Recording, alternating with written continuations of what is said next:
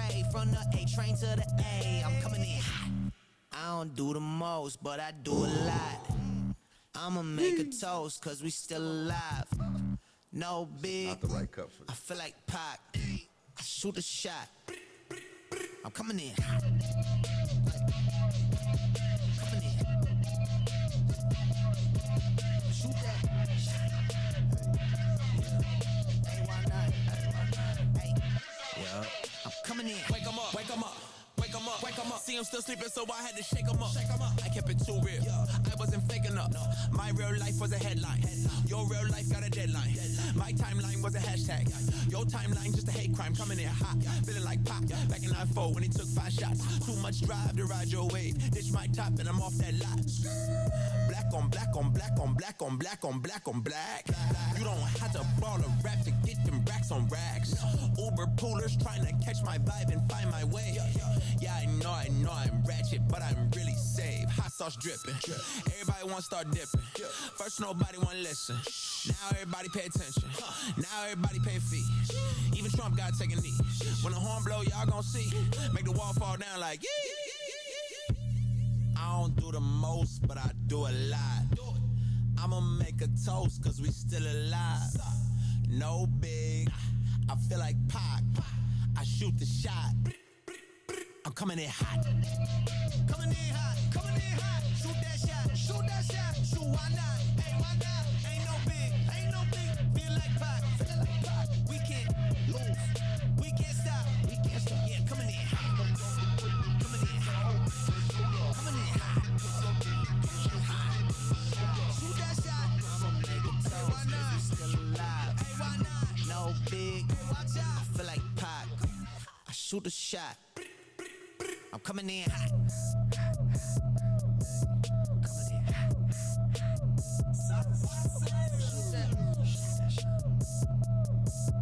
Hey, why not? Yeah, coming in hot. Coming in hot. Just like the fajita. Like the fajita. I write what I live. Write what I live. My life in the speaker. I'm nice with the flow. Nice with the. Just like the demeanor. Like the demeanor. I'm feeding my fam. I'm feeding the meter. They got the iron while I got the steamer. I bring the fire, but you never seen her. I testify, I don't need a subpoena. They want my soul, better go to Korea. I love my dog just like I'm Peter. Gotta protect him. I made the call it with just like I'm reffing. I know we left, yeah, now we back together, but I guess that is better now. Later than never, like, what's happening? I'ma need y'all quit asking when. Me and my wife gon' have some kids. Right now we just practicing. Practicing. Teacher said quit rapping, man. That gon' hurt my average. I said thank God I ain't average. Yeah, I'm a bright young man. Kill the GPA and the BPM. Look, we on. So say what you say, cause that's A with Lecrae. From the A train to the A. I'm coming in hot. I don't do the most, but I do a lot. I'ma make a toast, cause we still alive. No big, I feel like Pac. I shoot a shot. I'm coming in hot. Coming in. Shoot that shot. Hey, why not? Hey, yeah. I'm coming in. Wake 'em up, wake 'em up. Wake 'em up, wake 'em up. See him still sleeping, so I had to shake 'em up. I kept it too real. I wasn't faking up. My real life was a headline. Your real life got a deadline. My timeline was a hashtag. Your timeline just a hate crime. Coming in hot, feeling like Pac. Back in 9-4 when he took 5 shots. Too much drive to ride your wave. Ditch my top and I'm off that lot. Black on black on black on black on black on black on black. You don't have to ball a rap to get them racks on racks. Uber poolers trying to catch my vibe and find my way. Yeah, I know I'm ratchet, but I'm really safe. Hot sauce dripping. Everybody wanna start dipping. First nobody wanna listen. Now everybody pay attention. Now everybody pay fee. Even Trump gotta take a knee. When the horn blow, y'all gon' see. Make the wall fall down like yee. I don't do the most, but I do a lot. I'ma make a toast, cause we still alive. No big, I feel like Pac. I shoot the shot. I'm coming in hot. Coming in hot, coming in hot. Shoot that shot, shoot that shot. Shoot, why not? Hey, why not? Ain't no big, ain't no big. Feel like Pac, feel like Pac. We can't lose, we can't stop, we can't stop. Yeah, coming in hot. Coming in hot. Coming in hot.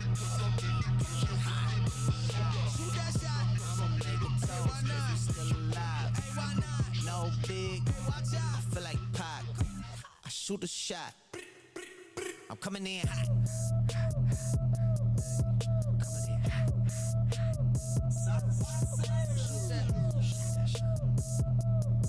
Hey, why not?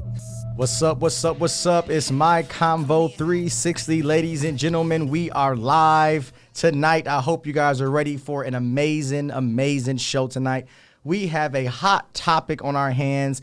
We're talking about micro cheating. Let me bring it up for you. That way you can see what we're talking about, micro cheating out here.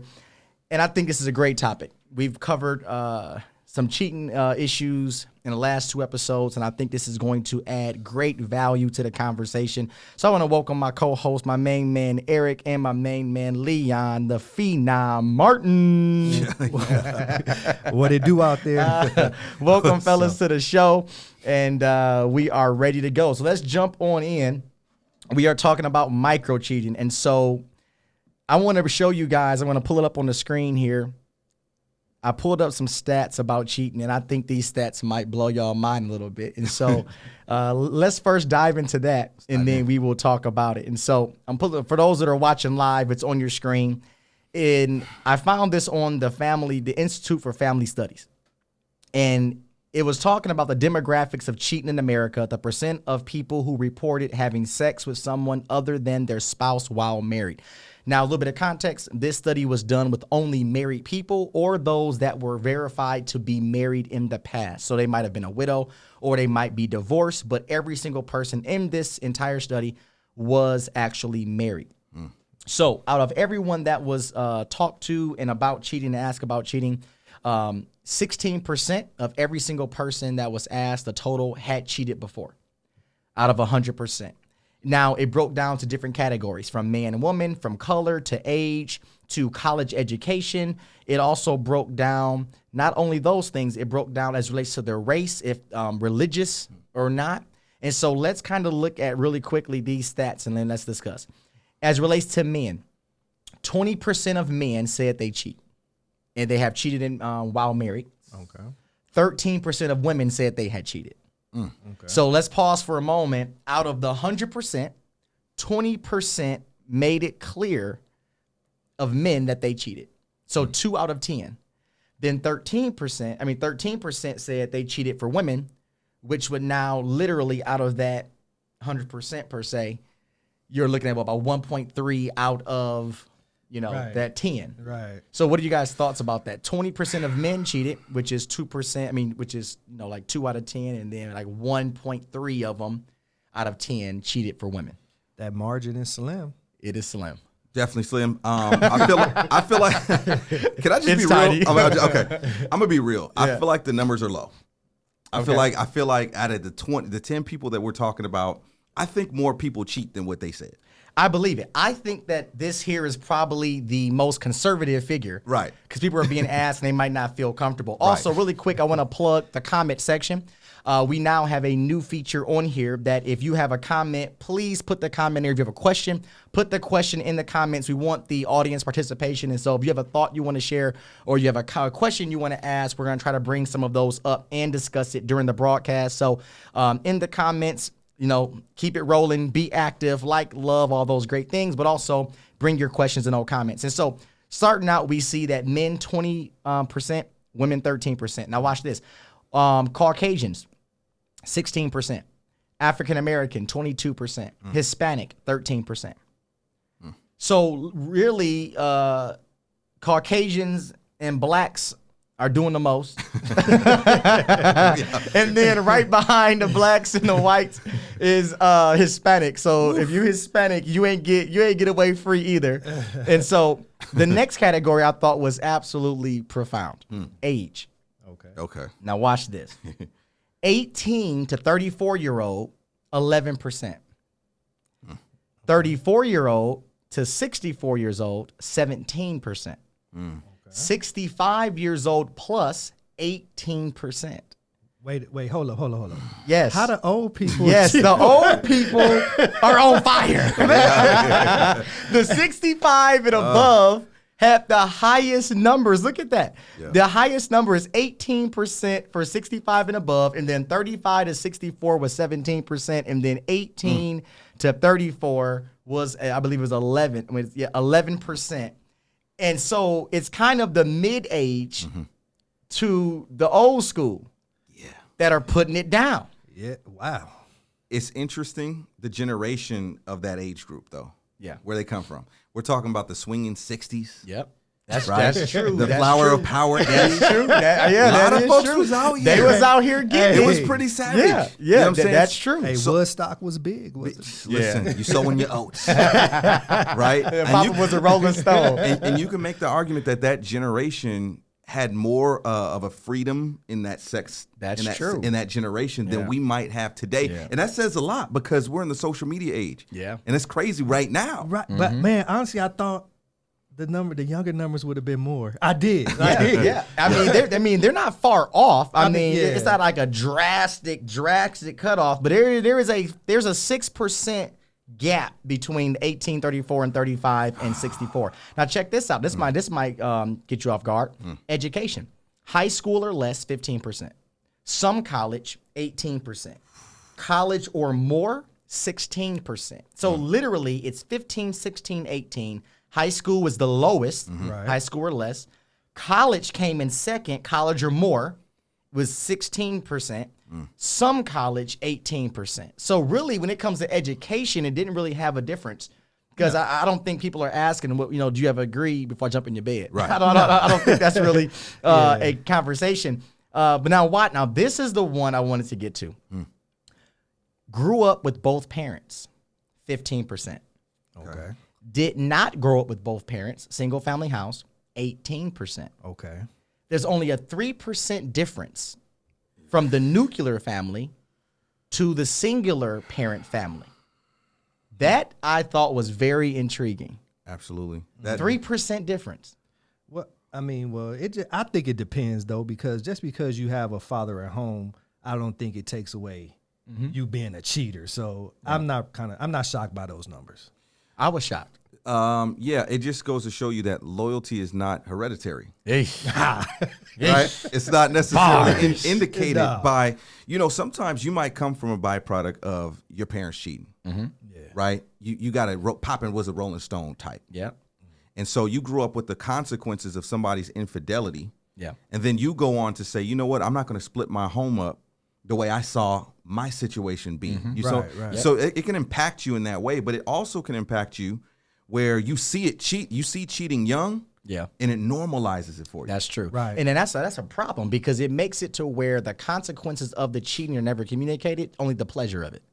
Right. You know what I say? So you see the dad or the mom stepping out, etc., and you ask, it's just what we do. But they never communicate the devastation that follows behind it. Right. So really a child could see the extramarital things, but they don't see the extramarital consequences. Yeah, because you're not seeing any consequence from it. So you think as a young man, you growing up and your pop's cheating, then there's no consequence. Oh, okay, we gonna keep this going. Yeah. Like so when I get married, I can do it and she ain't going nowhere. Yeah. You know? Now watch. Now this is the one I think is gonna make people's heads spin. Religious service attendance percent cheating. This is talking about how often you go to a church of some type, religious church. Okay. Those that went once a week, every single week, 52 times a year, 14%. Those that went several times a month per year, maybe twice a month, something like that, 14%. Those that went once a year or less, 19%. So those are those that go on holiday, Easter. Right. But what's crazy is those that go to church or to a religious service, 14%, even though they attend every single week. And then those that go a couple times a month throughout the year, they still cheat 14%. And then the last one there was 19% of those that only go like once a year. So the gap is literally only 5% from those that go every single week and those that go once a year. Now, what is that about? The gap's too close. You know what I'm saying? Obviously, we're not seeing the separation between those demographics the way you would hope to. You know what I'm saying? Yeah. And it goes to show you that people don't believe what they sit under. There you go. You're sitting in church, for example, right? This religious person, and you're sitting under what should be edifying you and changing your heart, right? Right. But you're no different than the guy, for the most part, and by these numbers, from the guy who doesn't even go to church. Yeah. So what does that mean for the impact of the church and what's going on in our day? Are we impactful like we need to be? Yeah. Probably not. I mean, But but clearly we're not. I mean, yeah, let the stats show me that. yeah, you're not impactful, but it's. I mean, because number one, even going to church, I don't think that cuts your cheating rate unless something is being taught on how to get some self-discipline in you. Yeah. So I'm going to give some slack in that area because even me coming into church, there was nothing told to me that I needed self-discipline. They just said, don't do it because God said so. And then I'm like, I'm just meeting him. Why though? Yeah. You get what I'm saying? Like that was my question. I think it's interesting. No, but that's real. Yeah, I was absolutely. like, tell me why? Because he said so. But I'm just meeting him though. He has to have a reason why Yeah. he wants me just to be with my wife. Yeah. Right. Yeah. Now, here's what's interesting, though. You talk about teaching and talking about self-discipline, and you look at those numbers. The black numbers are higher, right? 22% versus the next. They wasn't too far behind. But we was at 22%. and 16%. But too much of the time you go to these black churches, and what are they doing instead of teaching them? Dancing, screaming, Right? shouting. We ain't learning about the word. We care more about that emotional experience, right? Than we do about actually learning about self-discipline. We care more about whether a dude fell under the anointing, right? Yeah. Than we do about whether he knows how to live a disciplined life. I agree. That's crazy. So that kind of transitions us naturally into tonight's topic of micro cheating. And I think it is something that needs to be discussed because I believe we usually only talk about if there was actual penetration. Right. If there was a sexual penetration of a man and a woman, etc., to where now we can make it say it was actual cheating, it was actual sex, etc. And so don't forget in the comments, you guys can mention your questions there. We have those being viewed as well. And so now let's define what micro cheating is first, and that way we can kind of discuss it from that vantage point. So micro cheating is when you do things that might not be considered outright infidelity, but are nonetheless breaches of trust that could lead to genuine cheating in the future. So again, micro cheating is when you do things that might not be considered outright infidelity. That's the blatant, right? That is the overt things that we see, but are nonetheless breaches of trust that could lead to genuine cheating in the future. So those are actually the covert ones, those that are kind of hidden. That's what these will be, micro cheating. So what are your thoughts about the meaning of micro cheating? Oh, go ahead, bro. It's the subtle slipping into the cheating. You dip your toe in, right? And it goes really, for me, it starts with how far our self-discipline should go down to. Yeah. Right? If my self-discipline is, I'm okay with plugging the number in my phone from my coworker, Right. but I ain't gonna call her though. Right? It can be as subtle as that, where it can slip into a category of, okay, now you're in my phone. Now I'm gonna text you just for work stuff. Yeesh. But then I might slip you a text on a LOL and some emojis next. Yeah. Right. Then I ask you how your weekend's You're going. leveling up. Right? So it's the basic disciplines that start, where this ends up going, I think. Yeah. And I think the crazy part is that it's saying it's not outright infidelity. So now it's almost based upon interpretation. Right. It's almost like based upon who you are with, is this or is this not micro cheating? But nonetheless, it's saying it's a breach of a trust that could lead to something that a person deems as genuine. So really it boils down to, do we really know as it relates to across the board what cheating actually is? Or is it different per person, per relationship, what they're willing and not willing to live with? Right. Because I used to ask that, and this is the question I want you guys to kind of flush out. What if you're dated in the past and micro cheating or these elements were not deemed as cheating? And then you get into a permanent situation in marriage where they believe it is cheating, but you lived your whole life saying this ain't cheating. Right. So what do you guys think about that? Come on, you got to think about it. My whole life was lived a certain way where what I did wasn't deemed wrong. Yeah. So now I come into a situation and now you're telling me I'm wrong. That's going to be a hard mountain to climb because I'm going to be like, I'm right. Like you're tripping. This is not wrong. You're controlling. Right. Yeah. You're doing too much. Yeah. You're trying to control what I'm doing, but it's what I've been doing. And I think conversation need to be had and y'all two come together and say, well, she like, babe, I don't like if you go here and do that. But I'm just going to say like a strip club. You might have went to a strip club, but babe, I'm not comfortable with you going. Now that's going to come down to a conversation. Yeah. She didn't say, don't ever go back. Let's talk it out. You know what I'm saying? Yeah. And understand where I'm coming from, why I probably don't want you to go. And I think that's what don't happen, like talking it out. Yeah. And I think sometimes when you go into a relationship, many people don't know what to ask because many times we make an assumption that everybody thinks and believes the way that we do. And therefore we have an unrealistic expectation. And then what happens is we put a standard on them that we've never communicated. And then we hold them accountable to our personal standard that we never agreed to in the collectively in a relationship. Right. I've seen that happen. Yeah, we think.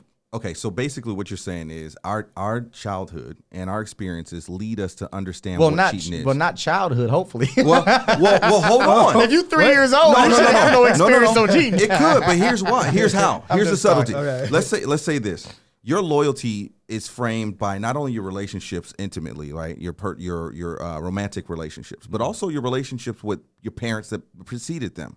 So if there's been abandonment in your life as a child, that's your first context of relationship. So I think it does filter into your romantic relationship. And so that person may have a hypersensitivity to loyalty because they were abandoned young. Absolutely. And so that's why the intentionality needs to be, like you were talking about, coming under one flesh and understanding each other enough, Right. And asking probing questions, okay, and taking the baggage for yourself and understanding, okay, I'm taking on somebody else's baggage. Like, and please also, remember that. relationally speaking, if you do come from an environment to where you've seen relationships abused, etc., that now gives you a sensitivity rather to your relationship. Sometimes a person, because out of fear, you actually don't hold on to your mate.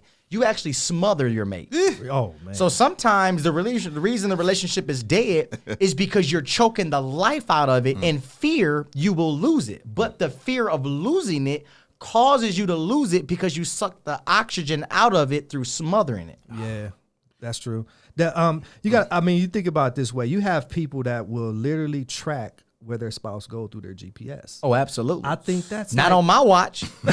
You ain't tracking me. Okay, context matters there, I'll let you. I mean, if there's a reason they don't trust you, that's Right, different. that's But if you different. ain't For broke sure. that trust, you ain't tracking that's me a out here. problem, man. Come on, you Yeah, want you to ain't track my tracking me. GPS? I've never done anything. On GP, if they're doing it on GP, That's what I'm saying. that's problematic. Because Absolutely. you woke up and turned left versus right. Listen, brothers, run for the hills. Or women, run for the hills if they handcuffed Guys like do it that. too, yeah. Absolutely. Absolutely. There was a question on here. Let me pull it up really quick. I believe it was by Chris Hale. It says, "Can you cheat in your mind?" My answer is absolutely you can. That's where it starts. I think people out here having full-blown smashing sessions in their mind, but they face like this. My goodness. And then on the inside, they going at it. You know what I'm saying? And so My- I do think that history matters. And let me say this as well. I think that the history of your sexual life matters in micro cheating because if you cheated in the flesh, meaning you actually had sexual penetration with somebody, it didn't start there. No. It started in your mind. And I think many times we don't want to ask probing questions too far in fear of losing the relationship or the potential relationship. So if I ask too much, then I'm pushing too hard. Right. But the problem is, I think many times we're signing up for a relationship that we fully don't know what that baggage is. Like, let me make it more practical. Santa Claus, even though we know that's not real, but let's use that as an example. He has a big old bag of toys. In the course of the night, he's unpacking that bag. He's dropping things off.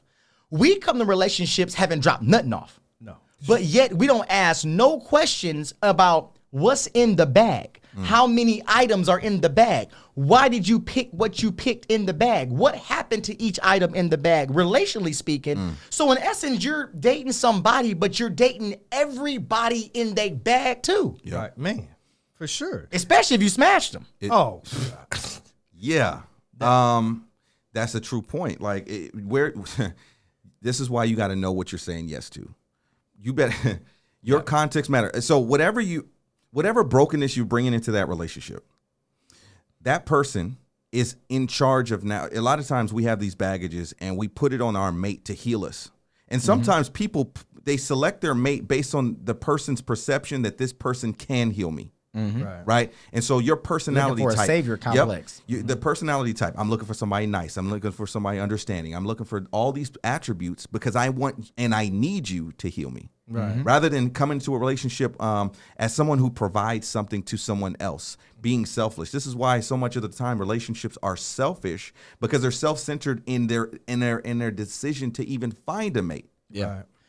And in that being said, I think the past relationships are so important. And let me tell you, this is one of my thoughts. One of the things I think that is so devastating, and we're going to have to walk it down because it might come out in a, this is Convo 360, right? So I'm going to walk it down. So I want to really unpack this idea. You have baby mamas, baby daddies, right? Yeah. So that means some person was with that man or with that woman. They were sexually active. They had a kid, man and woman, right? Baby daddies, baby mamas. But then over time, they may have 1 child, 2, 3, 4, whatever. It doesn't matter the number. Yep. But then they meet that new person. The standard of what they hold that new person to. Oh, my son got to have a great example in a man. You get my point? Yeah. My daughter got to have a great example in a daughter. So the new man has to have a standard so much higher than the standard you chose the first time. So how is it that the new dude gotta pay for what the old dude did? I'm gonna let Ethan do that. The reason why he got to pay for it is because you chose bad. So now, because you chose bad, the standard is set higher. But that's what I'm saying. I don't know if that's how it should be. I'm not saying don't have standards. What I'm saying is there a limit that you should have to say, I'm about to put this new brother through all these loops, boop, boop, boop, pop, pop, but he wasn't the one. Okay, let me put it this way. The new man has to get bled on for the last man cutting you. Right, because, okay, you got to think about it, because you didn't do it with the first one. Yes. So that's just going to happen. There's no way around it. You ain't going to be able to change nobody's mind about it. I got drugged through the mud because I didn't do X, Y, and Z. I'm doing X, Y, and Z on the next one. Now, of course, it shouldn't be that way, but I'm kind of glad you are upping your standard a bit. Yeah. I mean, you shouldn't drag him through the mud, but you should be like, okay, I want to see what type of man I have. Right. But like you said, sometimes it goes too far, and they dragging these dudes, are putting so much on them. Like, hold up a second. How you talk about your ex-baby daddy, I'm 100 times better than that. You know what I'm saying? Like, why you on my head? Like, Okay, well, here's the thing. Here's what makes it hypocrisy. And I think you're speaking to the hypocrisy of it. Yeah. But a lot of times, the people who are in these situations, they haven't upped up their personal game, right? They haven't stepped up to the plate to ask for the things that they're demanding, right? And that's what makes it hypocrisy. Let's say if you had a baby young by a piece of trash dude or female, whatever the case was, right? And you never made any choices different. Right. You didn't change anything about you. Yeah. But now your standards are higher. Yeah. What do you think you're going to catch? Yeah. And yes. And I think that's the specific point. Right. I do believe you should have a higher standard. Right. That way you don't repeat the foolishness from the first time around. Right. But before you implement this new standard, watch this, for the guy, make sure the standard applies to yourself. yeah. Right? Right. So if I grew, if I changed, if I developed, if I got more intelligent, more knowledge, and practicing this thing out, became a better quality of woman, Right. now it's deserving of a better quality of man. Yeah. Absolutely. Yeah. I mean, that kind of speaks, like what you're saying is like, it's a saying, like, why would God bless you To curse me. To curse me. Like, you know what I'm saying? Like, I totally agree. It's like, okay, I want Curses on curses. I want this great person, but I ain't changed in no shape, form, or fashion. Literally. So now he about to get what you are. Right. Like, it makes no sense. So like personal development is key, man. Yeah. One of the comments here is Edney Martin, and she said, let me bring it up. You have a kid now, so now it's not just about you. You need to have a good example for your child. I think that's a great comment. I want to add, though, shouldn't that apply before you had the child? Uh-oh. Okay. See, that's what I'm saying. I think that we Monday morning quarterback relationships in the sense that, oh, now that I have responsibility, well, was it that person's body, their responsibility before they laid down? Yes. Yeah. Okay. My thing is because I know it's too simple. I can't. it's not. Okay. It's a complicated question because it comes with so much attached to it before there. Because you might have come up from a situation where you saw your mom not have a dude, and then you repeated, and you have a baby at 15, but now you realize, dude, this was wrong. Yeah. Like the whole approach was wrong, and now you want to break the curse. You want to break the cycle. Right. So now I got a 4-year-old daughter. And I don't want her to be the third generation to have a baby at 14. I totally agree. Right? Yeah. Yes. So breaking that does take a new standard of a man, and then it takes a change of mindset In to the get woman, that man. in the woman In to the get woman. that Yes, man. yes, Because absolutely. it's not just talking about I want this standard in a man. It is a standard you have lived out as a woman. Yeah. To show that it is even worthy to have that standard on a man. It can't be he must be. He must be.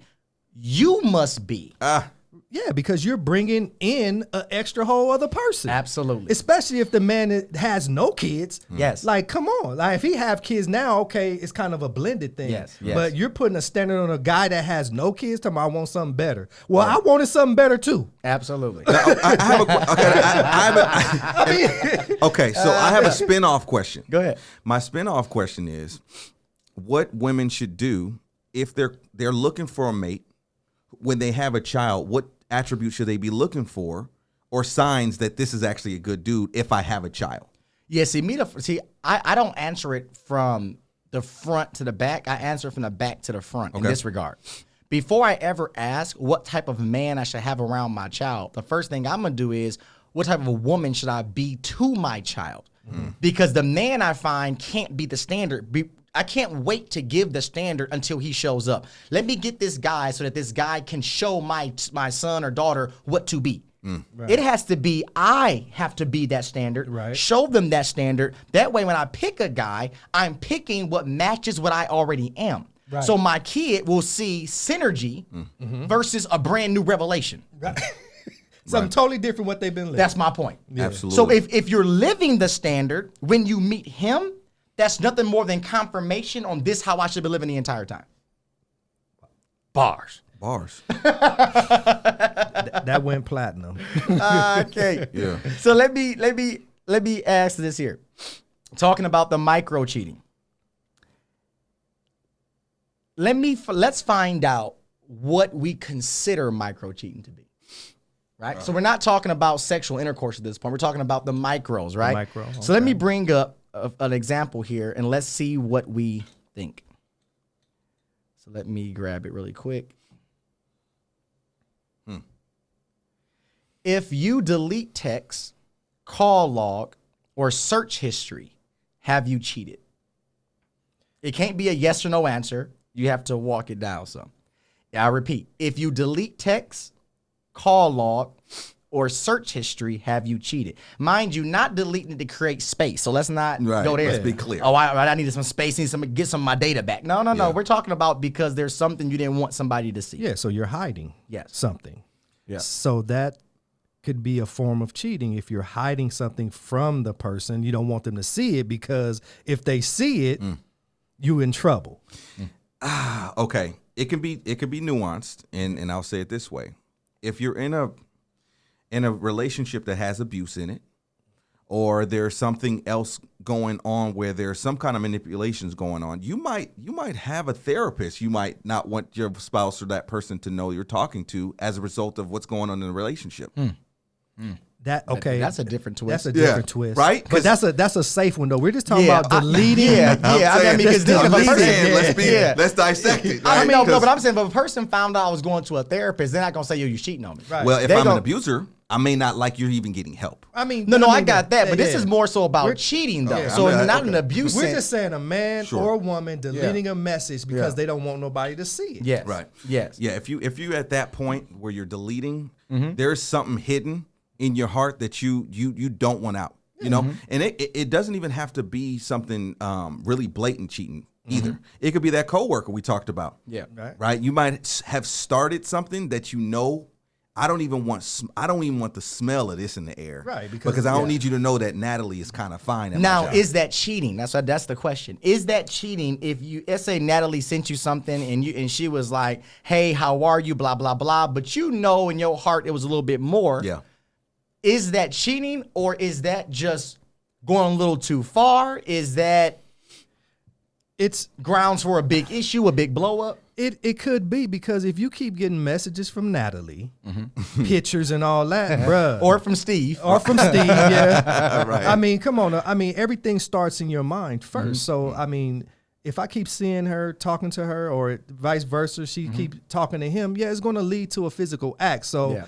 I would probably, for me, lean on the side of that could be a problem, and it could be a form of cheating. Now, the degree of it, I guess, depends on the individual. And the impact. Yeah, and the impact. But, yeah, I mean, Yeah. I'm sure if I was to do that right now, and I'm deleting messages and one was said where she was talking about something sexual, yeah, I'm cheating. Yeah. No, I agree. I definitely think You're doing the absolute most. So let's call it, okay, so it may not be cheating per se in the grand scheme Micro of it. cheating. Right. Micro cheating, But yeah. it definitely is dangerous. Yeah. Let's call it that, It's right? definitely deceptive. And it's deceptive, absolutely. But Yeah. chances are you've convinced yourself it was fine enough to do and then undo. Well, you did two actions in that case. Or it could be you just convinced yourself it is fine enough to do because the impact won't be as great as actually doing the actual action. Right.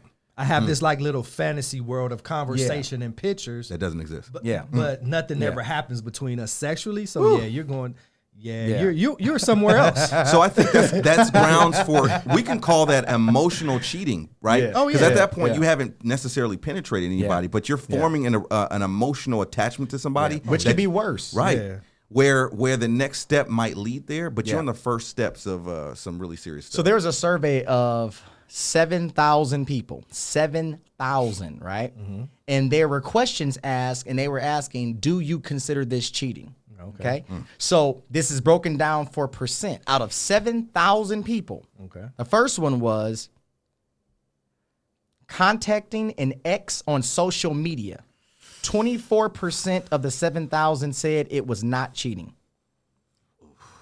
Wow. So out of 7,000 people, 24% said contacting an ex on social media is not cheating. Are those the ones that reached out to the ex? Yeah, I mean, it's 7,000. I mean, that's a lot of people. Yeah, That's yeah, a for lot of sure, people. for Yeah, sure. I mean, so you're talking about 75% said it is cheating, but that means 1 out of 4 says it's not cheating if I'm with you, married to you, and contact my ex. I mean, that's a bit much for me. I'm not trying to contact my ex though. Like, 1 out of 4 people feel ain't no problem with it. I think that contacting your ex is the first steps toward cheating, right? It is a huge step towards cheating because Is contacting them cheating? That's the question. It what says you contacted for? I don't have to answer this way. What I'm saying is 24%, which Right. is 25% pretty much saying 1 out of 4 saying I'm not cheating doing this. Ain't cheating. Dude, you're lying to yourself. Okay, do you I think. believe if you text your ex, would it be cheating? Do you believe it is literal cheating? Do you All right, believe that? Transparent moment. So I used to be one of the 24%. See, that's why he out here fighting. Yeah. Well, it depends on who contacted Right. him. No. I'll He say- always doing the right. No. So I've done that. I've reached out to an ex. Got it. And I could tell you that what was in my heart wasn't pure. Okay. Right? Okay. So when I was doing that, that wasn't the right move. And I Yeah. knew it at the time. Yes. Right? And a lot of times you're reaching out in that context or in the context of your relationship because something's not being fulfilled, even if it's perceived that it's not being perceived or fulfilled. So now I'm reaching out outside of my relationship where I have no reason to contact you. For Yes. what reason? Right. We have a history, so that means that it can go there quick. Well, what reason did you reach out? For the reason unsavory reasons. Was it to smash or just to kind of have emotional attachment? It's or- kind of a release of sorts. Okay. That like an endorphin. Right. Yeah. It's kind of like, okay, I live in this reality. Okay. And you are a parallel reality because our two realities don't meet. My marriage and my relationship currently does not run concurrently with my existence with you. Right, Right. right. Yeah. So it's a parallel universe that I'm reaching back to. Yes. that where they can't both coexist. Yes. So now I'm robbing from my relationship Yeah. to speak to this person, and I'm doing damage to my current one. So though you were not sexually with this person, it allowed you or let's say anybody, you Sure. not being the issue, right? Yeah. It can be any man or woman that I now can contact X person from history or whatever, and I think the word you used was release. Yeah. The question becomes, why in my current relationship could I not find that release? So we're talking about micro cheating, right? Right. So something was going on where I felt that even though I'm with this person, and mind you, that person's in the past. Right. So it's almost like I got to go back to my history to find something suitable for my present. I wouldn't say that. I think it could be a multiple of different reasons why people reach back to their ex. It could be the marriage is rocky, or like you say, something's lacking, or some people just ain't fought off that self-discipline and just say it's okay for me to reach back to my ex. You know, so it's a multitude of reasons why it can happen. Yeah. But for the most part, it's not it's really not healthy, because most of it is, I think sometimes you're missing something in that relationship. And one of the comments here, just to bring some balance, which is a great comment, Sandra Butler said, as long as you have kids, you will have to reach out to the children for needs being taken care of.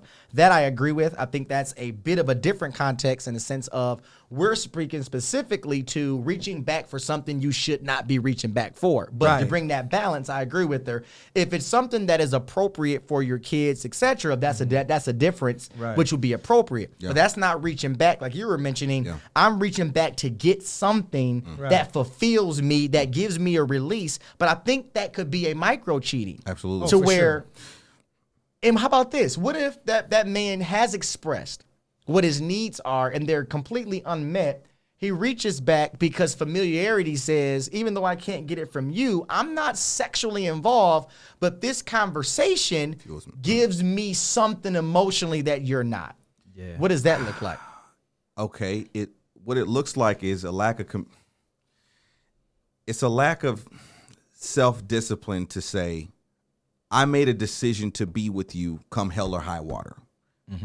And so what I'm doing now is I'm saying, I don't like what you're doing, so I'm going to do something that is damaging to our relationship because I don't have the character to stay here and abide by what I said from my mouth and what I said from in my covenant, right? I'm saying, you know what, for better or worse, I don't really mean that. Right. I don't really mean for better or worse. I just mean when it's bad enough to where I can deal with it still. Yeah. But if it goes beyond what I feel like I should be dealing with, I'm going to reach over and get a piece of something else from someone else. Do you think a person should ever break up over a micro cheating? No. I'm gonna let he say that. I'm gonna let him have that. I'm gonna let, yeah. What do you think? E? I mean, that all goes back to what the person that's feel like they're being cheated on, because some people will say that's an absolute for me, like a deal breaker. Would you ever divorce over a micro cheating scenario? Over calling an ex? No, any micro cheating, anything that's not having sex, but on the micro level. So let's say anything outside of sexual contact. No, would you I'm not leave? running straight to a divorce because of a micro cheating. Okay, would you? Just not. Context matters. Look, is this the 25th Yeah. time? Or is it- That's what I'm saying. That does matter. But Context yeah. Definitely matters, yeah. In my personal situation, man, it would definitely hit different because of what we've been through in my personal relationship. And so, yeah, for me, it could very well take me to a point where I back off. You know what I'm saying? Okay. But as I know now, 14 years of marriage, I believe truly that I am married to my soulmate. So, and at that point, it's like, okay, what am I willing to step through? Right. This one, on its face, I would say, yeah, it's pretty bad. So I'm kind of I'm really conflicted because Okay, at this point we shouldn't have secrets. Like Right. we've been too much. We've gone through too much to come be on, sitting for here secrets? doing micros. I mean, you're doing enough work and putting enough work in, and you still got secrets. Yeah, Right, yeah. Right. And then also just for the new couples, if you're in that situation where you're building that relationship, that person's micro cheating could be their way of sabotaging the relationship because they have something good and they don't know how to hold on to it. So now I might have to walk down some issues in my personal life that says, why am I so quick to throw this thing away even though it's good for me? Yeah. Right. I might have some personal development. And as in that relationship, that person who's receiving the cheating in that case has to be willing to make the decision the decision between if it's worth it or not for them. There's a comment here by DeAndre Bracy that I think it's a good one. I'm going to bring it up. And DeAndre Bracy said, it could be someone old or new, but it speaks to their greed, ego, and or power as to why they are connecting. I think that's a great point in this sense. Greed speaks to the idea that how about that? Greed is pretty much saying what I have will never be enough. Right. Because there's always something better. I think that's also a reason why many people die alone. Or a reason they don't get married or they get engaged after engagement, but yet they don't settle down is because what if a better man shows up? What if a better woman shows up? And I think that's what he's speaking to, the greed of, I want to have this stability, but I want to have the thrill as well. Right. So the question becomes, why can't I have the thrill in that current relationship? Well, my thing is you have to bring the thrill.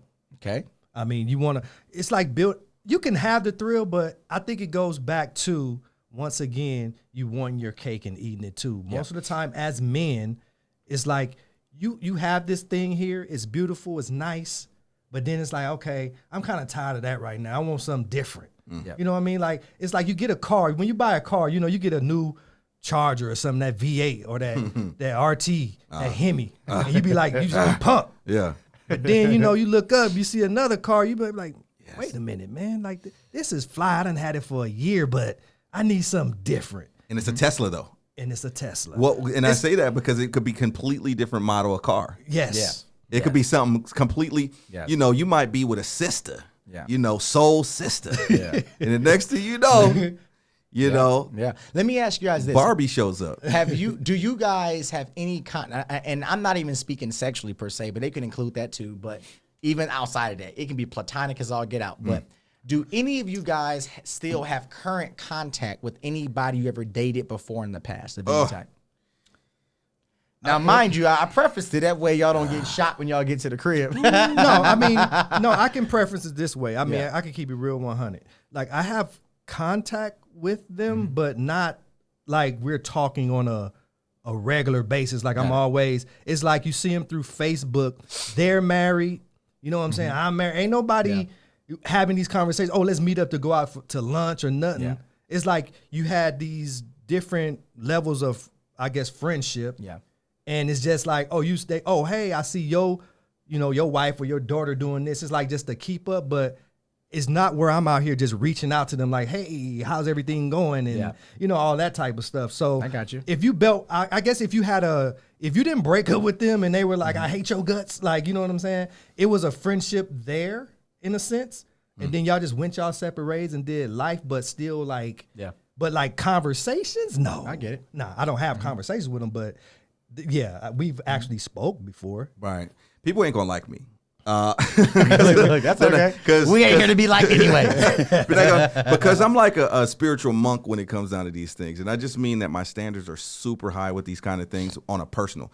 I've been through so much and being in a relationship for as long as I have been, 14 years in the game. I keep bringing it up. I'm like this, brother. I'm going to get excited. I'm going to get excited. But let's get past that. When you've done enough wrong and hurt somebody enough times, you just realize I got to keep my garden clean. Yeah. Right. And so what that means is I got to keep all the weeds out. Yeah. Right. Worms, all right, worms are cool, but we have no snakes. Right. So for me, philosophically, I don't save women's number in my phone. Right. Unless it's my boss, unless it's pastor's wife, something like that. I don't save women's numbers on my phone anymore. Right. And I've gotten rid of those contacts because I know what I'm capable of, because I could turn the personality on and not even know that what my intentions are. Yeah. You know what I'm saying? I can accidentally slip into that funny side where I don't even know if my intentions are pure or not. Right. I don't trust me. So therefore I said, you know what? all my exes, you get the kibosh. Anybody I had a crush on in the past, middle school or not, I don't care. Yeah. I'm so strict with it that if you're a female and you're not connected directly to my wife, you're cut off. I get it. Most people don't like that because I sound like, because then their spouses, they go home and they're like, Eric, why don't you do that? Well, it sounds like a hater move. Well, though, I mean, it you know what depends. I think that cutting everybody off is based upon the context of your past. So, like in your case, you're saying I don't trust myself. Right. So I think it's appropriate to say, you know what, every single person in my past is completely cut off indefinitely, etc., because I have done things that lets me know I just can't handle that context. Right. And so let me give you guys a second one here that was brought up as relates to the percent, and it was, let me bring it up here. Talking about contacting an ex on social media, but let me add a little portion to it. Now, that was 24% said it's not wrong. That they contact their ex on social media, it is not wrong. But let me add, what if it was just contacting anybody of the opposite sex on social media? Would you guys feel as though they are doing the most and that would be considered micro-cheating? Contacting some of the opposite sex on social media without your spouse or your significant other knowing.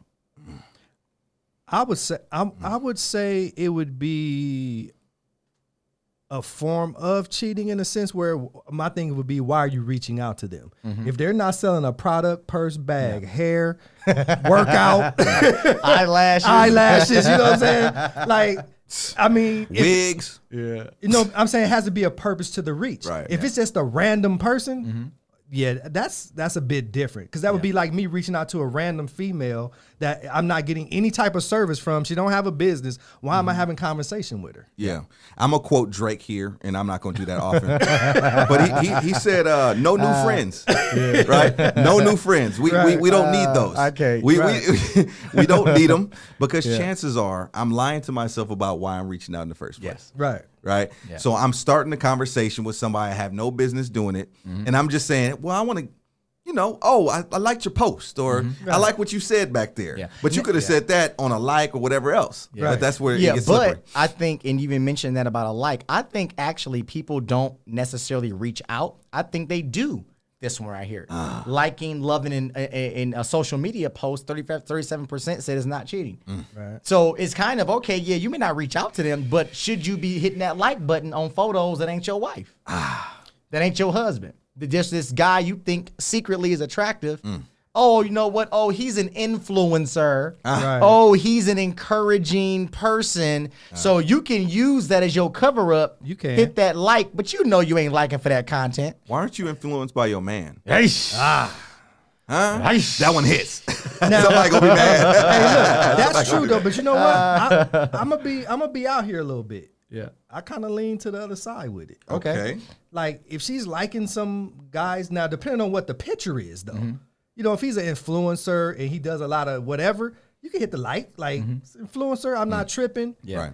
But like you said, now if it's like this dude out here in little Speedos and you know what I'm saying? You know what I'm saying? Like, come on, you're doing the most. But I'm not gonna trip on you liking another guy. Like, if he's in a nice suit. Yeah. You know what I'm saying? Like, I'm not gonna trip. Okay, let me ask you. Are this. you going to ask the question? No. Hey, well, what's the reason you liking this photo? The dude I don't even know. No. Have you ever I seen wouldn't. it? Have you ever seen it personally go there through that direction though? What does Right. that mean? What I mean is, like, have you ever witnessed where someone's liking actually turned into cheating? Because I think that frames how you respond to it. No, Yeah. my thing is this. No, come on, bro. I know cats that doesn't like to cheat. You know what I'm saying? okay. So that ain't it for me though. Okay. I'm not diving that far into it to put my mind like, because she liked Kevin Samuel's picture, Right. she cheating with him. I'm just not going that far with it. You get what I'm saying? Okay, so let me ask this. Do you guys follow your spouse's social media? Where are you actually checking to see what they like, what they heart, do y'all even check at all? I don't, sir. Okay. I'm not actively engaged, but there are sessions where we sit down and we evaluate and audit. We're gonna audit some things. We gonna check the ledger. Yeah. So what we do, I'm checking who's following you. Right. I'm looking at who you're following. Right. Right. And we're gonna validate who we know of these people. If you're a regular dude, Right. Yeah. if you're a regular McGegular, you know, if you're some Joe Blow down the street and you got 13 followers and my wife is one of yours. Yeah. I'm gonna ask her, why are you following this dude? Yeah. Oh, that's my cousin. That's okay. That's your cousin. Yeah. But if that's a dude you went to high school with and y'all don't talk, then it's like you're carrying baggage. Why? Like, why are you carrying this baggage? So then for me, it starts out with the transparency from me. I do it all from a point of leadership. So it's like, okay, if I want my wife to stop following these types of people, Right. I have to demonstrate first my willingness to stop it first. Right. Right. So that means, okay, when you check mine, you're not going to find certain things. So that when I impose the standard for this relationship through leadership, you're not going to feel away, or you shouldn't. And if you do feel away, we're going to see counseling on that thing. No, we need to get together. Right. We need to become one flesh on that, right? Okay, we have a comment here by Carlton. He says, I don't know about that. That sounds insecure. So what do you guys think? Do you think if a person over the like issue to where, if you like that, it's a problem, or like the photo, is it a glimpse of the insecurity of the woman or the man, or is it a legitimate issue that needs to be addressed? It could be both. I believe it could be both. Like I said, for me, I'm not an insecure man, so that stuff certain stuff that probably bother a lot of men don't bother me. Have you been cheated on before? Yeah. Okay. After the fact, you knew, or you knew during? I didn't know. Okay, so that's different then. So you've never been cheated on before, aware during? No. Okay, so you've never experienced the insecurity of it, because you found out after the fact, right? Right. Oh, no. While we were dating? No. Yeah. I Okay. found out. Yeah. You found out during it. During it. Yeah. Oh, okay. So how did you respond to it? I remember how I told you I dive in and don't ask what remember. happened. No. When we were talking about cheating before. Okay. Oh, the details. The yes, details. yes. Okay. We had to go into details. Okay. You get what I'm saying? Got So it. we went into details, but it didn't last, even though we Okay, went into the details. the But that didn't never cause insecurity in me. She was broken. Okay. So you're saying she cheated on you? Yeah. Okay. Did you stay with her? No, Okay. Okay. So you didn't stay because of what? because I still was in that mode of you're not gonna just cheat on me. And plus, we wasn't married. I'm not. Come on, man. I got that. Yeah. So I'm saying she cheated on you and you didn't feel nothing? I didn't feel How long were y'all together? probably 2 years, maybe. Okay, so you telling the audience you were dating her for 2 years, she cheated and you didn't feel nothing. No, I felt You a liar. I didn't. No. I didn't say I didn't feel nothing. That's not what I said. Okay, good, clarify it. I said I dug for what happened. I got that, but regardless of what happened, you didn't feel nothing? No, of course you feel hurt. You know what I'm Okay, saying? Like, okay, no. so you were hurt because you cheated. Yeah, I was hurt because she cheated. But what I'm Okay. saying is it didn't bring me to where I'm insecure. Okay, so now do you think that impacted you going forward as relates to confidence of a person not cheating on you? No, her brokenness can never affect my confidence. Okay. That was the first time that ever happened in my life that I knew of. Okay, and I get that. You get what I'm saying? Yeah, I get like, that. Yeah. I mean, so I'm not going to let someone's brokenness and what they're going through determine how I move. So because you cheated on me, now I'm finna look at every female. I'm watching you like a hoe. I'll never date, bro. But I would never got with another female because I can't live that. So I can't live in that. Yeah. That's an enigma though, because most people get stained by that. I'm gonna be real. Yeah. That's what I'm the saying, stain yeah. is worse though when you actually stay in a relationship where there has been cheating. Yes. Right. That insecurity is not just generic; it's specific to the relationship you're Absolutely. in. Right. Yeah. So now, based on the knowledge that I have about this person who cheated, Right. Yeah. I know what it looks like when you follow a random. Yes. Right. Right? It's a sign. No, but that's the thing. It wasn't a random. No. So Right, okay. checking the baggage, seeing what was in the bag. Right. Oh, that was never over. Right. You get what I'm saying? So the whole 2 years you had no idea that those things were there? Well, it didn't happen. It happened in the going into the second year. Okay. Oh, so that means you stayed an extra year. No. It happened. No, I'm saying it happened going into the second year. Oh, because you were there like a year, then. Yeah, because Okay. it was like it happened going into that. I didn't have a clue. I got you. Like I'm talking about, Was it a sexual cheat or just a micro cheat? full blown sexual. So do you ask questions about the sexual cheat? Did you ask specifically about the sexual experiences? No, I asked who it was, who was he in your life, Where did he come from? I see. I didn't. You see what I'm saying? Once I did that, I said, "Oh, I see why that happened." It was never over. It had nothing to do with me. I see what you're saying. It was still a connection. It was a there flame in her you didn't know existed. that existed. I see. See what I'm saying? I So get I'm it. not gonna I get be. it. Yeah. It's different if it's just happened out of nowhere. Like, who is this guy? A random guy, like from nowhere. It was mad history. Yeah. But before you got married, were you ever cheated on in any of your dating relationships? Yes, I have been. Did it impact you in any way? It did. Okay. So transparency, the girlfriend that I had before I got married had cheated on me, right? Okay. But it actually wasn't even a sexual cheating. It was A micro. It was a micro, Okay. right? But it was enough for me to dip because we had such a bad relationship. Our relationship was trash. It was trash. We broke up every week. Oh, we had a damn. pattern. Yeah, We had a y'all pattern. doing All right, too so let me much. tell you the Yeah, pattern real quick. Hey, look, y'all do what you It was horrible. It was horrible. Real quick, let me Yeah. give a back reference on why that cheat didn't impact me so much. Okay. Real quick. So why it didn't impact me so much was I felt it was a karma. Ooh. You get what I'm Okay. saying? Payback. So that's why I didn't. Okay. For all the cheating you man, all the dirt. Seed sown. Look, that makes more sense. So that's Dirty why. deed. So now I think you were due one. I was due one. When I yeah. tell you I hadn't had that I knew of, I hadn't had one. Yeah. And when I tell you I had crushed, Yeah. decimated. Yeah. You know what I'm saying? So I said, Said decimated. So yeah, I mean, come on. It's like Yeah. you out here doing your thing, but I'm saying, oh, that was my do back.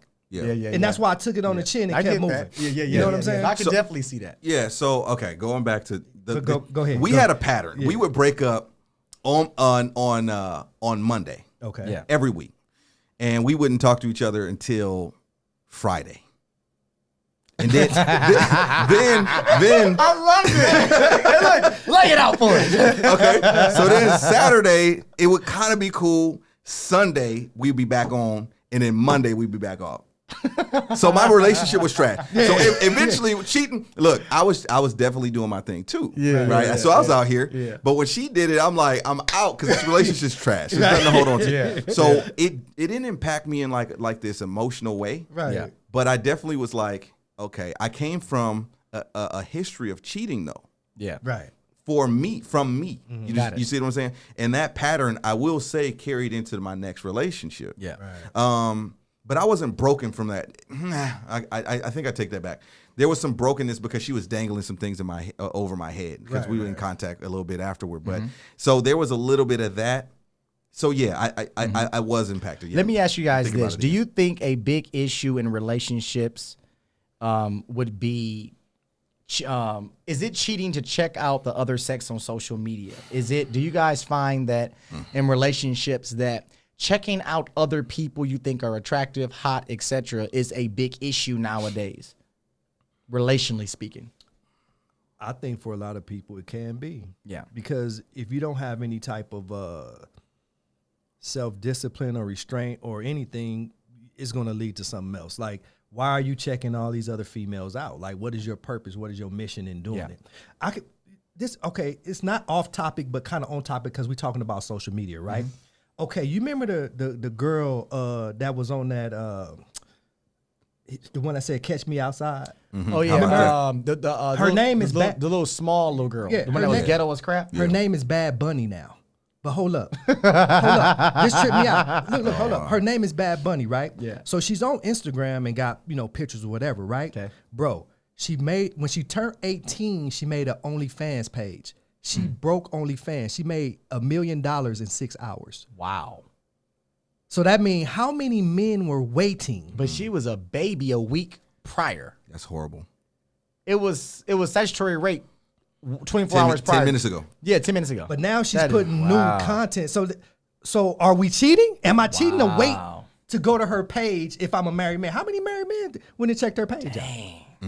She had that means she was literally disgusting. a youth. She was still a youth, Bruh, but she made 6 figures in 6 hours. wow. Yeah, that's scary. If you're okay, so the eye gates are That's scary. That's bruh, you're cheating. yeah. Wow. Yeah. The eye gates are huge. The eye gates are huge. And see, it used to be where you would have to go out in the world to see what you liked. Yeah. You know what I'm saying?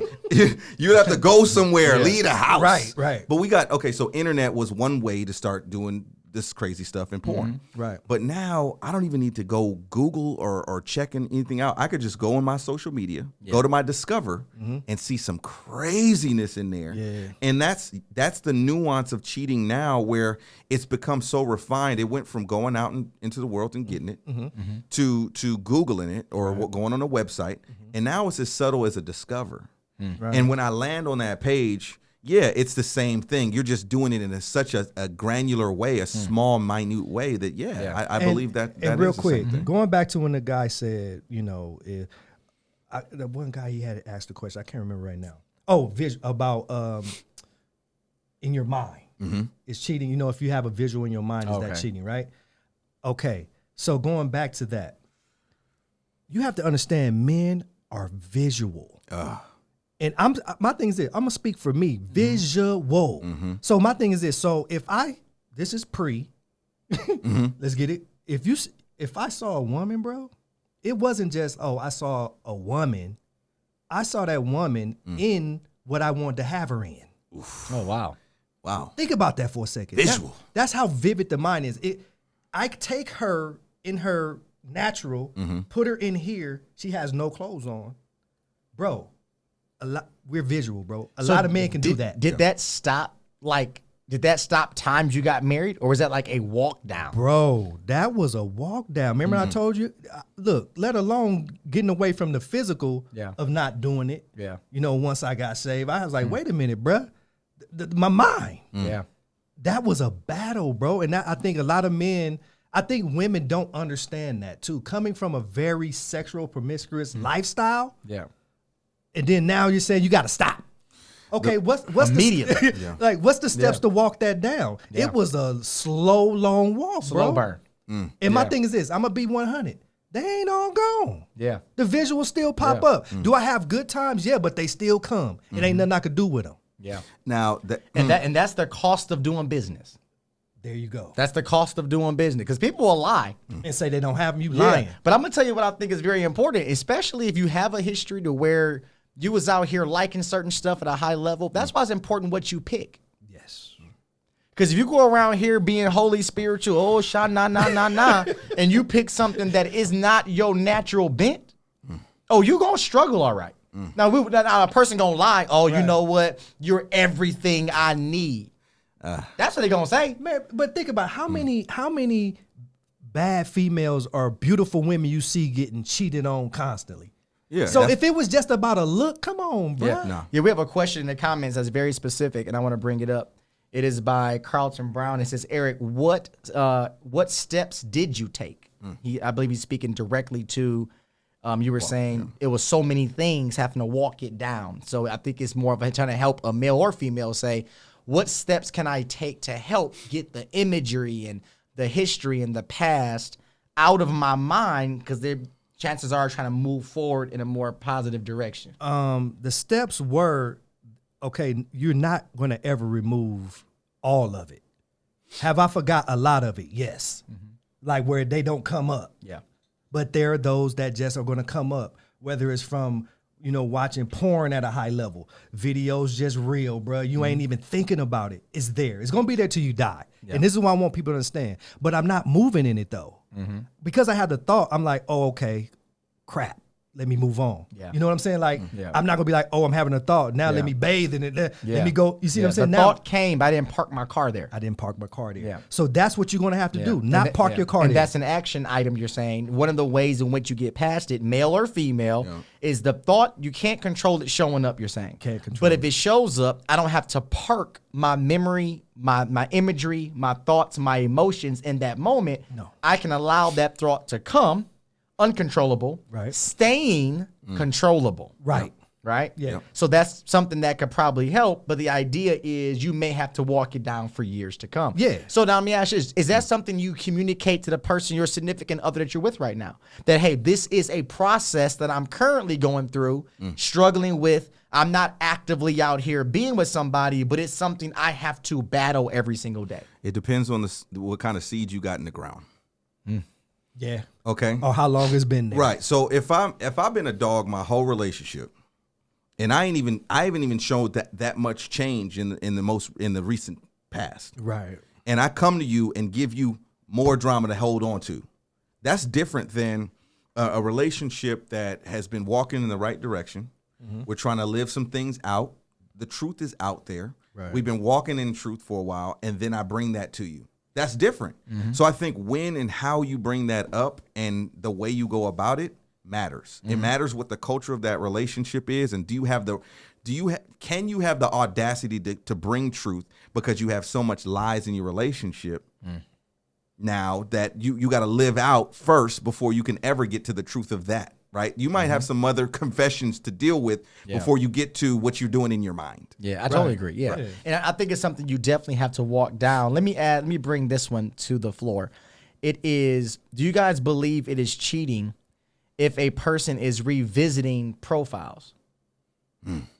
Haven't reached out, not talking to the people, nothing like that, but do you guys believe it's like this repeat of you have this flavor? And you mentioned a minute ago talking about the cheating thing or porn or whatever. Guys are not the only ones that are consuming porn. Oh, they're It not. is No. billions of dollars Right, being poured yeah. into porn. So ladies are literally climbing the ladder right behind men. Yeah, those watching numbers are these going up. videos. Yeah. They're going up, I mean, astronomically. Yeah. And so I think what happens is that we're living in a culture that tells us that what you see is what you get, right? I think there's a misconception that people think people only cheat with other people they think that look better. Sometimes a man cheat because they don't like your attitude. That's true. Now, I'm not saying cheating is right. I'm just saying sometimes, let me pull this up real quick. Now, this isn't a Christian broadcast. It just so happened we just happen to be Christians and we're broadcasting. There's a big difference, right? But let me give you all this thought. I think I have it. Let me find it real fast. And I'm going to read it to you guys. I think I put it in here. Let me find it. Look, bear with me for a couple seconds. Here it is. Now, this is kind of talking about that. This is, oh, wait, wrong one. Right here. There we go. So this here is talking about, this is Proverbs 11:22. This is a message version. But look what it says. Like a gold ring in a pig's snout is a beautiful face on an empty head. Wow. Like a gold ring in a pig's nose is a beautiful face with an empty head. See, I think sometimes the misconception is that every guy cheats because they think they found something that looks better. No. But sometimes it has nothing to do with a person's looks. Now, granted, we know there's character involved, all those kind of things. But if you're not going all the way to the bottom of the barrel, but just some basics, sometimes a person wants to run just from their experience with you. Yeah. Sometimes, like, you know what? Like, this is a lot. Because mind you, everybody ain't married. Right. So sometimes a person says, you know what? If I'm out here saying I'm done, sometimes it's because dealing with not even the face, dealing with what's behind the face is so much work that, you know what? Is it worth the face? Right. Some people are not physically abusive, but they're emotional terrorists. Right? You might have bagged a fine one, but she might be an emotional terrorist. Right. So the person you cheat with is soft. Or they hear you, or they listen, or they don't manipulate you, right? And they might have hidden qualities, right? That the woman would say, "Oh, that ugly woman," but not knowing her inside was beautiful, right? Yeah, the qualities. So now you're in a situation where you're with an emotional terrorist, and you're trying to get some get back without dealing with the issues in your current relationship. A lot of times when you're an emotional, you're in a train wreck like that, you can't even speak honestly about how that person terrorizes you. Yeah. So the honesty conversation don't happen. So now I can't live in honesty. So now I got to live in a parallel universe where the truth is actually living now. Now I'm translating my current condition, my situation, my relationship is not in truth. The truth is out in a parallel universe. Yeah. So that's how bad my reality is, that my reality has to be falsified. Right. In order to endure that. Right. Yeah. Let me ask you guys this. Do you believe, relationally speaking, that a person, your significant other, whoever that might be, should they have the passcodes to your social media, computer, phone, etc.? And don't forget, in the comments, you guys can also chime in as far as what questions you have about that. Do you believe a significant other should have your access codes, passes to the things that you look at, phone, computer, etc.? I'm going to say, have, but if you want it, I'll give it to you. Okay. You know what I'm saying? Like, it's not that deep for me. Now, if I'm doing something, then I'm gonna probably be sneaky with it. Right. You know what I'm saying? Like, well, why you want my codes? Like, but I'm so, bruh, I ain't doing nothing. Like, you can, if you want it, you can have it. But she ain't asked me for it. Okay. But I don't be tripping if she could pick my phone up. Oh, let me use it. She knows the code to open my phone up, but she's not going to see what I've been looking at. She may want something I put in there, but Right. she don't have code, like pass codes to like my Instagram or Facebook. Do you think she wants to and afraid to ask? Nah, I don't think she care. It's don't a think question she to care. ask, Yeah. I think, but You know what? I don't think she care, but I'm gonna ask her now. I'll let y'all know. Okay? I think that's a wise question. Look, I have no But idea. honestly, I don't think she care because she's Okay. kind of like, she'll be like, well, I want, like, she will verbalize what she wants, but Sure. I think it doesn't. She's like kind of like me in that I just don't care to have it. Like, Okay. I think it should be given and not requested. It should be handed over, right? Because there's an awkwardness to, now I don't know what your motives are to get in my phone. So what are your motives? I mean, I might have some guarded emotions or whatever, but I think that if I'm living in truth, I should be willing to give that over. Yeah. Right. Yeah, yeah. So I think it's something that you should give, but not Do you should not think be it can requested. come to a point of control? oh yes, It's- So what does that look like? If a person feels as though what you're asking me for is like you have this control bent to you, where you want to track me, do this, do that. You want to know every single thing I do. So what's the balance to that? That's why I say it should be handed over. When you handed it over, it means No. That's not I'm speaking to that. I'm saying if you hand it over though, I'm saying what is the balance though? Because you can hand it over, but they're a controlling person where they want to micromanage every move you make. yeah. So now how do you live under a microscope because they're waiting for you to do something? Nah, But you may not be doing nothing. I couldn't live there. He got to the point. That's just straight to the point. Like, I couldn't live there. Like, Right. you're doing way too much. Yeah. And my thing is, But that's a micro, so you ain't going nowhere. no, I'm not I'm just- going. yeah, Yeah, but I'm saying, like, we're saying initially Yeah. on, most people come out the gate with it. Like, they're not waiting till you married to be like, I want your phone information. They want to get all in your business. Where you going? What you doing? Like, I think I'm gonna bow out gracefully because, like, who wants to live like that? That's what I'm saying. Like, if I gotta track you where you going, Yeah, that's a lot on it. think about that for a second. I gotta know where you at every given moment. I can't live there. Yeah. Why be in a relationship? I need to be a playboy my whole life because I can't get married. if that's my thought process, you gotta think that's why a lot of men are playboys though. There you go. Because I don't want you following me. I don't want you keeping tabs. I don't want you questioning me. And it's almost like I'm going to do what I'm going to do, Right. blink, and you won't be offended. right. So there has to be rules of engagement. Yeah. Right.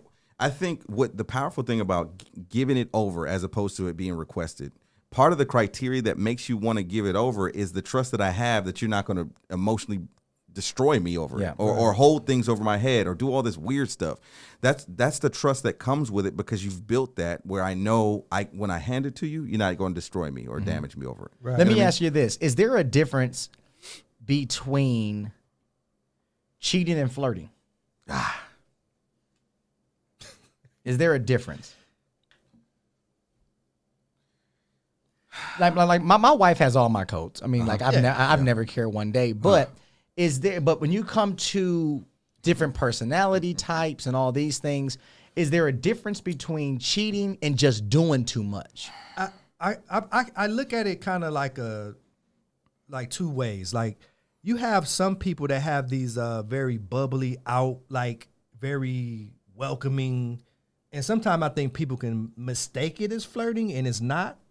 But then there is flirting. I think you just have to be able to watch that for yourself and look at it. You know what I'm saying? Because I've seen where people mistaken someone from flirting, but that's just their personality in a sense. Like, they're just talkative and, oh, hey, how you doing? And da-da-da. So Do you guys have spouses that could personalities that could be deemed as flirty? And if so, how do you handle it? Okay, so my wife is very friendly. That's what I asked. I asked flirty. I know.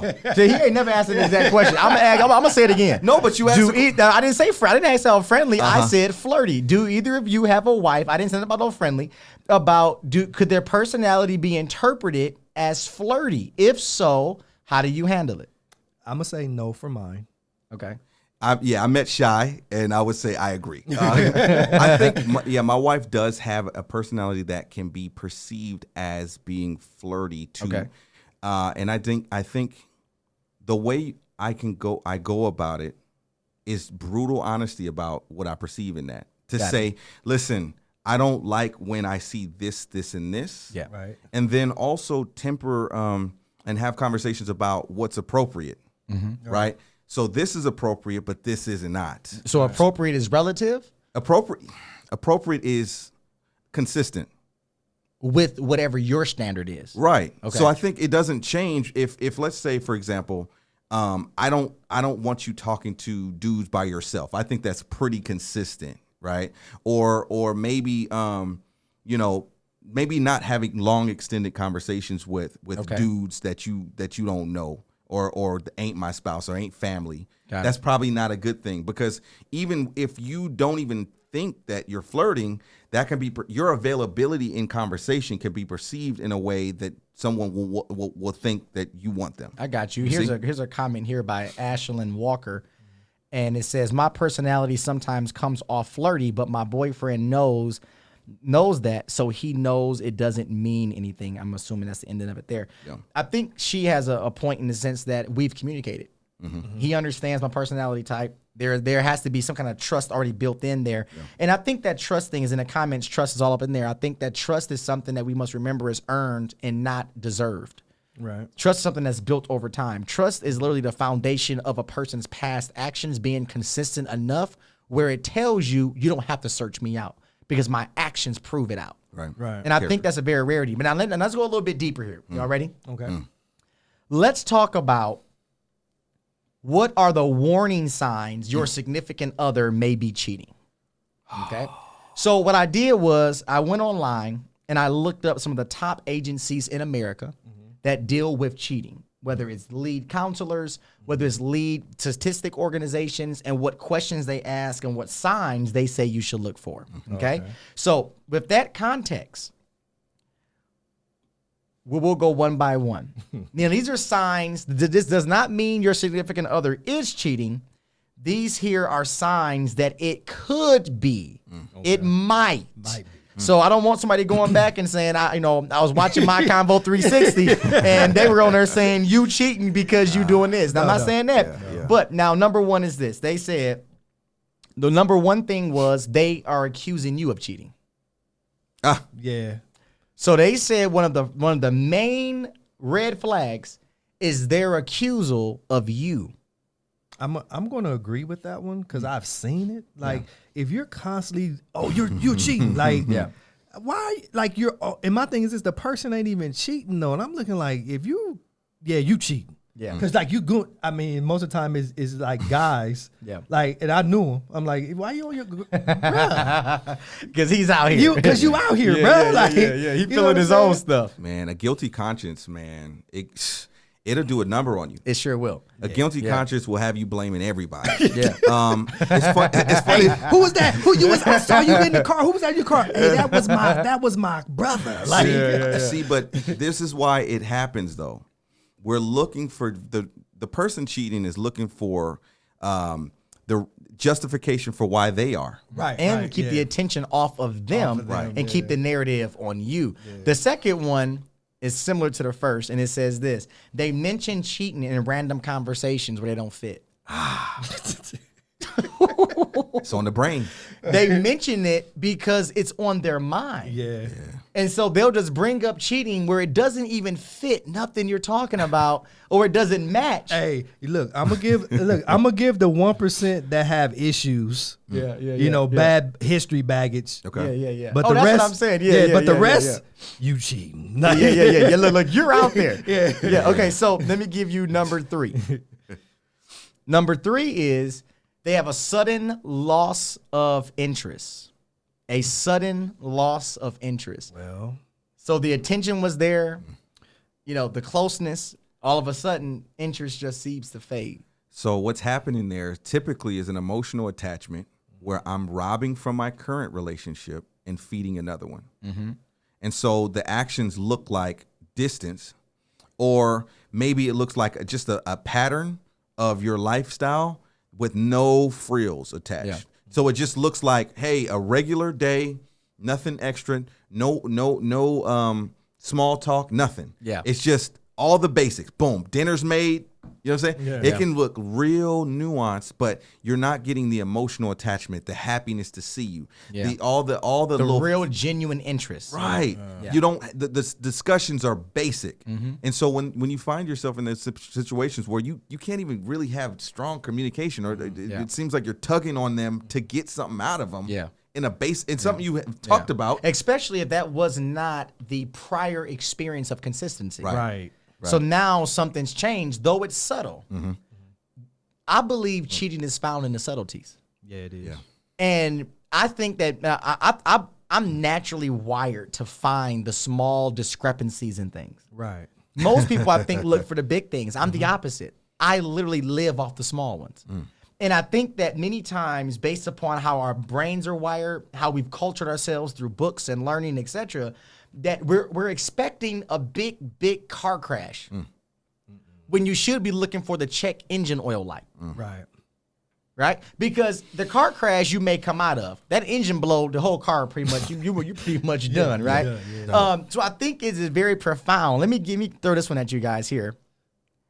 Number 4 was they guard their phone. Now, let's put that in context. See, sometimes a person isn't holding their phone to where you see the sweat off their hand. Right. But they hold their phone in angles to make sure you can't see. Their quick movements when you come in the room. Or when you walk closer, they got to adjust. Right. Or they put it down. Yeah, that's the nuance. So the question becomes, why is it that every time I come around, your phone got to move? Why can't you just leave your screen the way it is? Because you look. That's what it's alluding to. Yeah. I've been this guy, man. I've been this.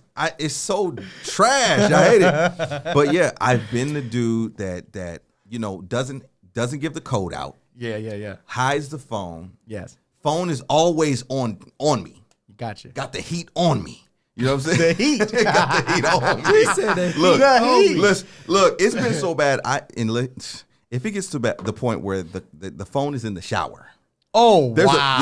There's a Wow. major. Was it in a issue. plastic bag or something? It would just be in there. It Wow. just be, you put it over That's the next level. It is. That is It's the next level. But this is how foul people can get. Yeah. You know what I'm saying? That yes, the And phone, Monica in the comments said, or they just have 2 phones. that's if you secret agent status. You got the 007 on these streets. low key cricket. You know, Yeah. prepaid joint. Let me- I never had them issues though. Burner I phone. never Yeah. had those issues like phone checking and all that stuff. I didn't hide my phone. You just knew not to touch it.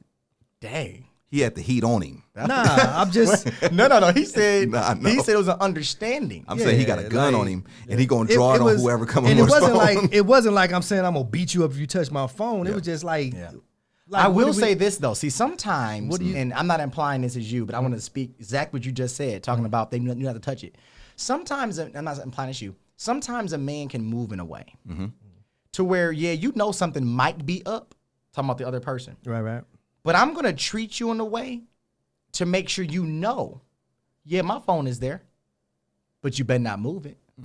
You better not open it up. Now that could be a nonverbal communication. Yes, it can. Because you're moving in a way Yeah. to where you're creating microcosms of fear, intimidation, Right. to make sure what I'm doing ain't your business. And it's the key. You bet not accuse me. Yeah. Now, if you accuse me, World War III about to break out. See, look, you know what? The cold part about it is, it wasn't gonna be an argument for me. Like, this is bad, but it is what it is. If any female at that time would have came at me like, "Oh, let me see your phone. Let me go ahead and take my phone and I'm gone." The threat of loss. I'm gone. Like, it wasn't like I'm threatening you to leave. I will be gone. That's what I'm saying. Yeah. But in her mind, it is the threat of loss that So keeps me from I going think and that's check. probably the thing why I never really had those type of. Wow. I think it's interesting what you said about building a culture where you control them with nonverbal cues. Yeah. Yep. So, and the other way, it's not is so dangerous. And I was you can that build guy. it. I ain't gonna. I was that guy. Thanks for transparency. Yeah. And here's Yeah. the thing too. Like we can build cultures in our relationship where early in the relationship, I set these ground rules. Yep. So it can look like, hey, we trust each other, right? So you can set the table in such a way where you can say, I've been in enough situations where I don't feel comfortable somebody looking at my phone. Yeah. So I can say it in such a way. You finesse it to where it's like, well, that's a sign that you don't trust me, Yeah. and I want to be with somebody that trusts me. Got it. Right? Absolutely. I want trust to be. So now I'm manipulating you based on what I tell you early, because I'm foul. Yeah. Right? And so I'm going to do foul things, but I just want to make sure I set the tone early so that my actions don't trigger you reaching for my phone still. Absolutely. Right? So let me ask you guys this. It's about to get there. So check this one out here. Number 5, constant social media was one of the top 10. Signs that your significant other may be out here wet was that they literally live on social media. My wife was talking to me a little while ago, and she said she had came across somebody that had mentioned to them they spend almost 12 to 14 hours a day on social media. I can say I think some people are addicted to social media. I mean, they won't. If you're on there for 12 or 14 hours, that's an addiction. Constant social media. So I wouldn't say everybody's cheating. I think some people are actually addicted to social media. I've sat around people that can't put their phone down.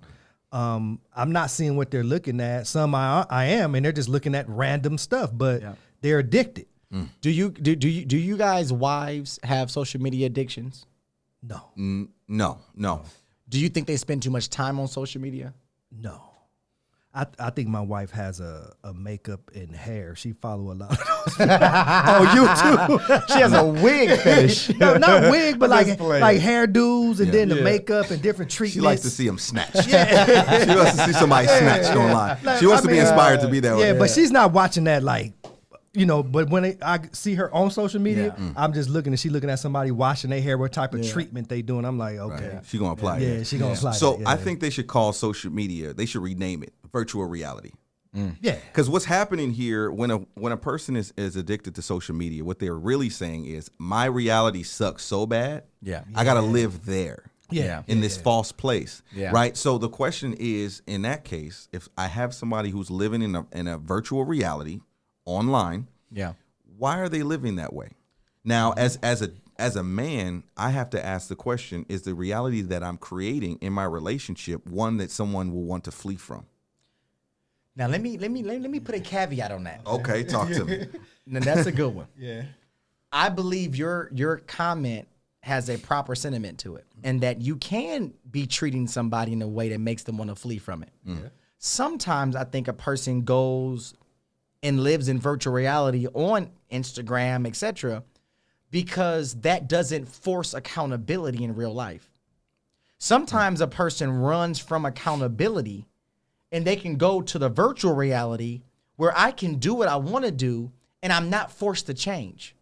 Grow up, mature, live different, speak different, become a different person. Right. So versus spending time in my reality that holds me accountable, because watch this, I'm not happy. Not because he's treating you wrong. Right. He holding you accountable. And you look at accountability as abuse. Wow. You went there. That's a tough one. You went there. It's the So truth. virtual reality is perfect. Watch this. Yeah. Virtual reality, Instagram becomes a vacation from accountability. Absolutely. From a lot of things. Wow. Yeah. I mean, mind you, it can be relational. It can be just you going through a lot in life. Yeah. So watch this. Versus a person, let's say you're just going through a lot, right? Versus a person going and doing drugs, they go do virtual drugs. Yeah. So you cope through virtual reality, which will never fill you up. So what I'm gonna do? My life sucks right now, so I'm gonna go on Instagram and just flick for 4 hours. Hey, but think about what you just said. What you said, wait, I just want to be sure you said what you said, though. Wait, I don't know what I said. No, I'm going to tell you because when you said it, I said, wait a minute. What do they do? You said 12 hours? They be 12 to 14 hours. That's, A day, though. that's Bro, overtime. Bro, come, like, what? Okay, what am I making money on the social media? No, and married. Bro, okay, think It about that goes for a down. second. It goes down in the DMs too. If I'm on social media for 12 hours in a day, that's more than I work. Or you can be doing it at work. Okay, But- while I'm at work, I'm able to. You're a social media crackhead. Yeah, But this is what I'm saying though. I believe many people right now are married to or are dating involved with drug addicts. Yeah. But social media drug addicts. Yes. And this is the key. They don't look at exterior accountability relationships to get medicine to help them get through. They look for a shot in the arm by living vicariously through Shade Room. Right. Grind face, huh? And a lot of times they return to their actual reality once it's all in shambles. Yep. To only find out that they were wasting all their time and destroying the real reality they should have been living in the whole time. Exactly. So now I come back and say, "Oh, you weren't loving me, but you were virtually present, but literally absent. Yeah, you in a whole nother place. You're in a whole different world." Yeah. So literally, but I believe it's because it is much easier to go and live in this world. It's a fantasy world. Right. It's more exciting. The cars and houses and all these things and where people are going and traveling and who they're dating and all they gossip and all the tea that's being spilled. But yet there is a literal river and waterfall of problems in these people's lives. Yeah. I mean, but you got to think people won't assess themselves to say what addiction looks like. I mean, you got to think we've all been addicted to something. Yeah. You know what I'm saying? I can recall being addicted to video games. Man, for you play all night to the morning. Yeah, that's true. Like it's the same thing. Like you're escaping from what's going on for that 10 hours. Yeah. And then coming back like, "Oh, I got to go to work." Like, Yeah. bruh. Yeah, see, me, one thing, I'm going to give this comment here. This is actually by my wife, actually. Sometimes people are just bored. They live very boring lives and don't have anything else better to do. I'm not, I don't know if I can scroll that up. It says further, it won't see on the screen, but it says, I'm not saying it's right, but I've talked to a lot of people who've told me that. You know, one thought I have about that is this, and that could be true. Many people are bored, but if I look at their literal knowledge base, if I look at their wisdom base, if I look at their level of education, I guarantee they spend way more time because they're bored on social media than they do actually investing in themselves and becoming better. Man. So my question becomes, Teach. those that spend all this time on social media, how many books you read a month? See, but wait, I'm the bad guy now. Right. Right now, I'm the bad guy. yeah. Because I'm you're the bored. bad guy. You're bored. You're Absolutely. bored. So that means you have time. So that means you should be reading Rich Dad Poor Dad. You should be reading the 4 quadrants of money. Yes. You should be reading. I can go on for days. How to fix your credit. Wait. How to become emotionally healed and balanced. Right. How to date in a right way. I mean, marriage. I mean, there's so many things you could be doing if you're bored, just in the book section alone. Yeah. But I want to say this: most bored people don't read. No. My thing is this: the only way you're gonna make that make sense for me if you have 6 figures. And you need more than that in California. I'm just saying. You need about 8.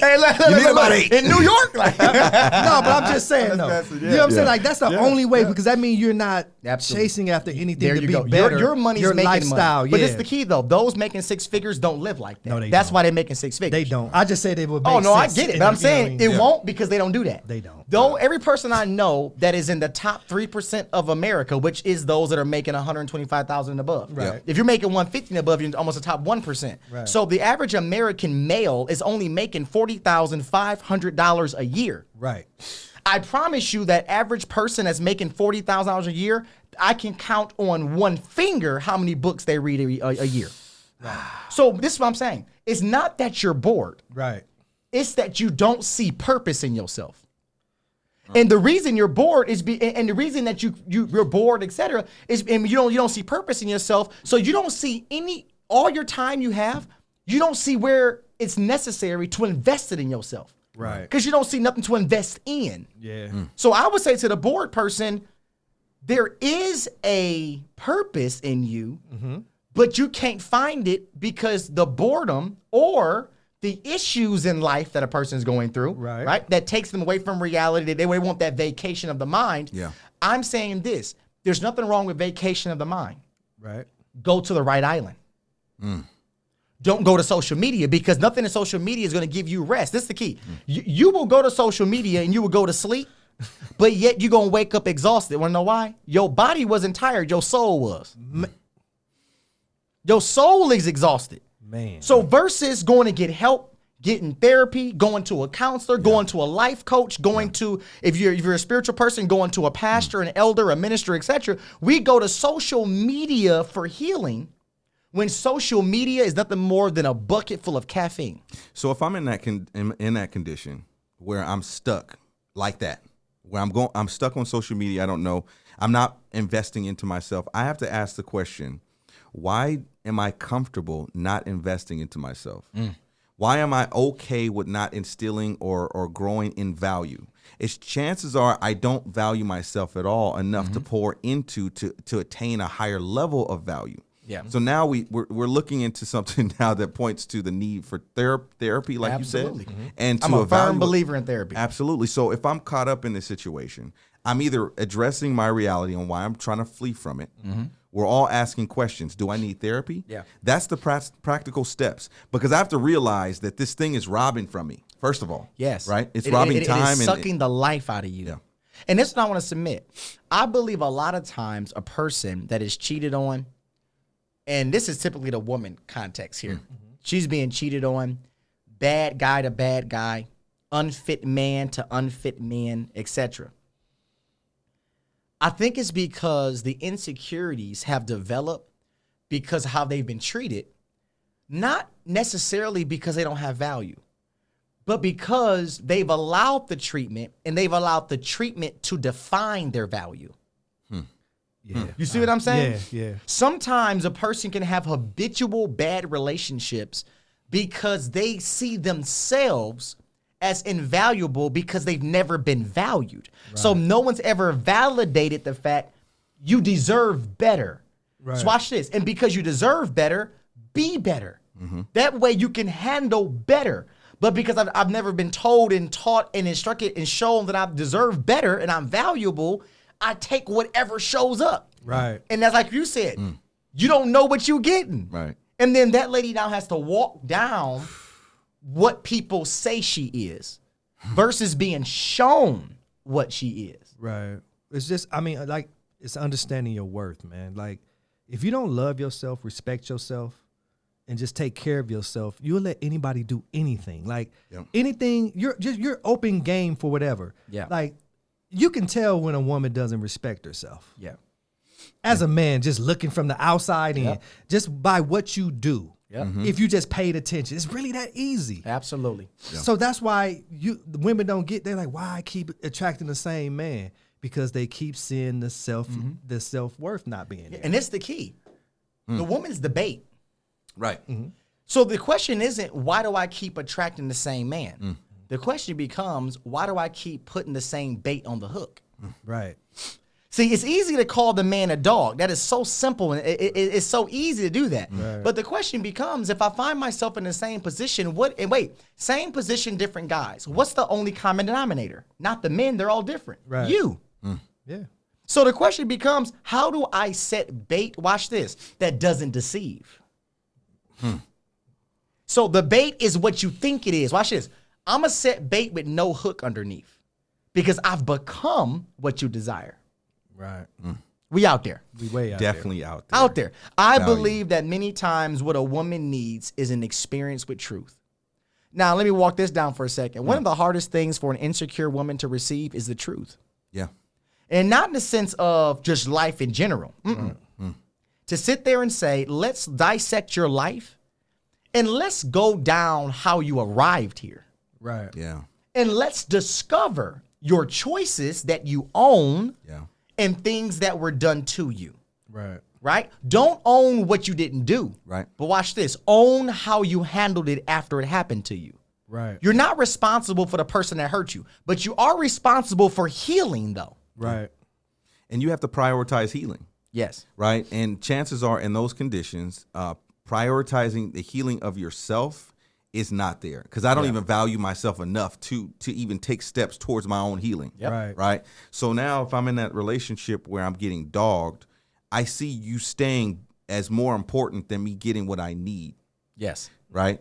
From you. Right. So you know, a lot of times women are getting abused and misused and all this stuff, but the best way to address this stuff and best time to do that is outside of a relationship. Yes. Look here. That's where. Let me say that. Look, In singleness. Hey, look. Why I agree with it is because that's what I did.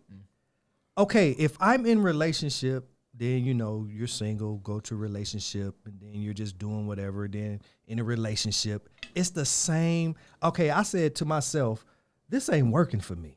Yeah. I said, I need to do something different. And you know what that was? Being by myself. When you're used to growing up being, you know, around female companionship and you feeling that's like your life can't move without it. Like I can't be alone. Yeah. I don't care what it looked like. Yep. It's like it's somebody there. Yeah. So I said, man, that's not good. But I had to see that in myself though, because it's like, can you really go somewhere by yourself and be okay? Can you go to eat by yourself? Can you go to the movies by yourself?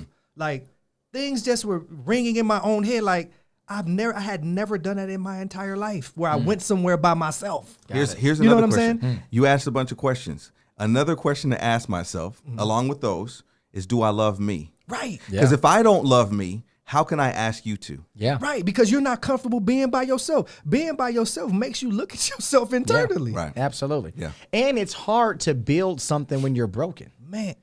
So how do I build a relationship when I'm eternally broken, psychologically broken, emotionally broken? Or how about this?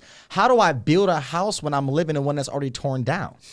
Because this is we've been talking about it in our culture, our black. We're gonna push this to the day we die. Please get counseling. Shout out to counseling. Please Shout out get to counseling. Like that's what saved me, though. I'm only gonna give you, men and women, I'm only gonna give you what can save you. Yeah. Because I was broken, bro. I was tore up. Like my whole thought process when it came to dating and what it looked like, how I should do it, was tore up. And then the damage from all the stuff that happened to me. You know what I'm saying? As a kid growing up and seeing all these different things, it was skewed. Once I got counseling and saw like, yeah, that's crazy. So when it comes to it, now we're talking about grown people, right? Yeah. Yep. How is it that grown people make bad choices and then perpetuate those bad choices over and over again? It ain't like talking about like infants and adolescents. We're talking about people that are full grown and making a bad choice, not respecting ourselves. We see the consequence. We live with the consequence and still don't change. One thing I believe is this. I believe that many people live loosely and they keep making these choices and not making changes because I think in their mind, there's an infinite amount of time that time ain't gonna run out, that it will always be hope for me. But I actually believe time does run out for many people. Yeah. They believe there will be a guy for me. Right. There will be a woman for me.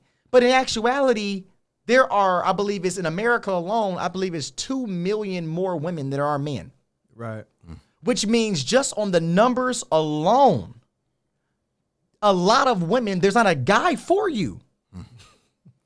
There's just more women, period. Than men, yeah. So it means that when these guys show up, I need to make sure that the bait that I am, that the quality of person that I am, who I want it to be, become, it attracts the type of guy that I really desire because the chances of repeat visits of quality men are slim to none. Yes.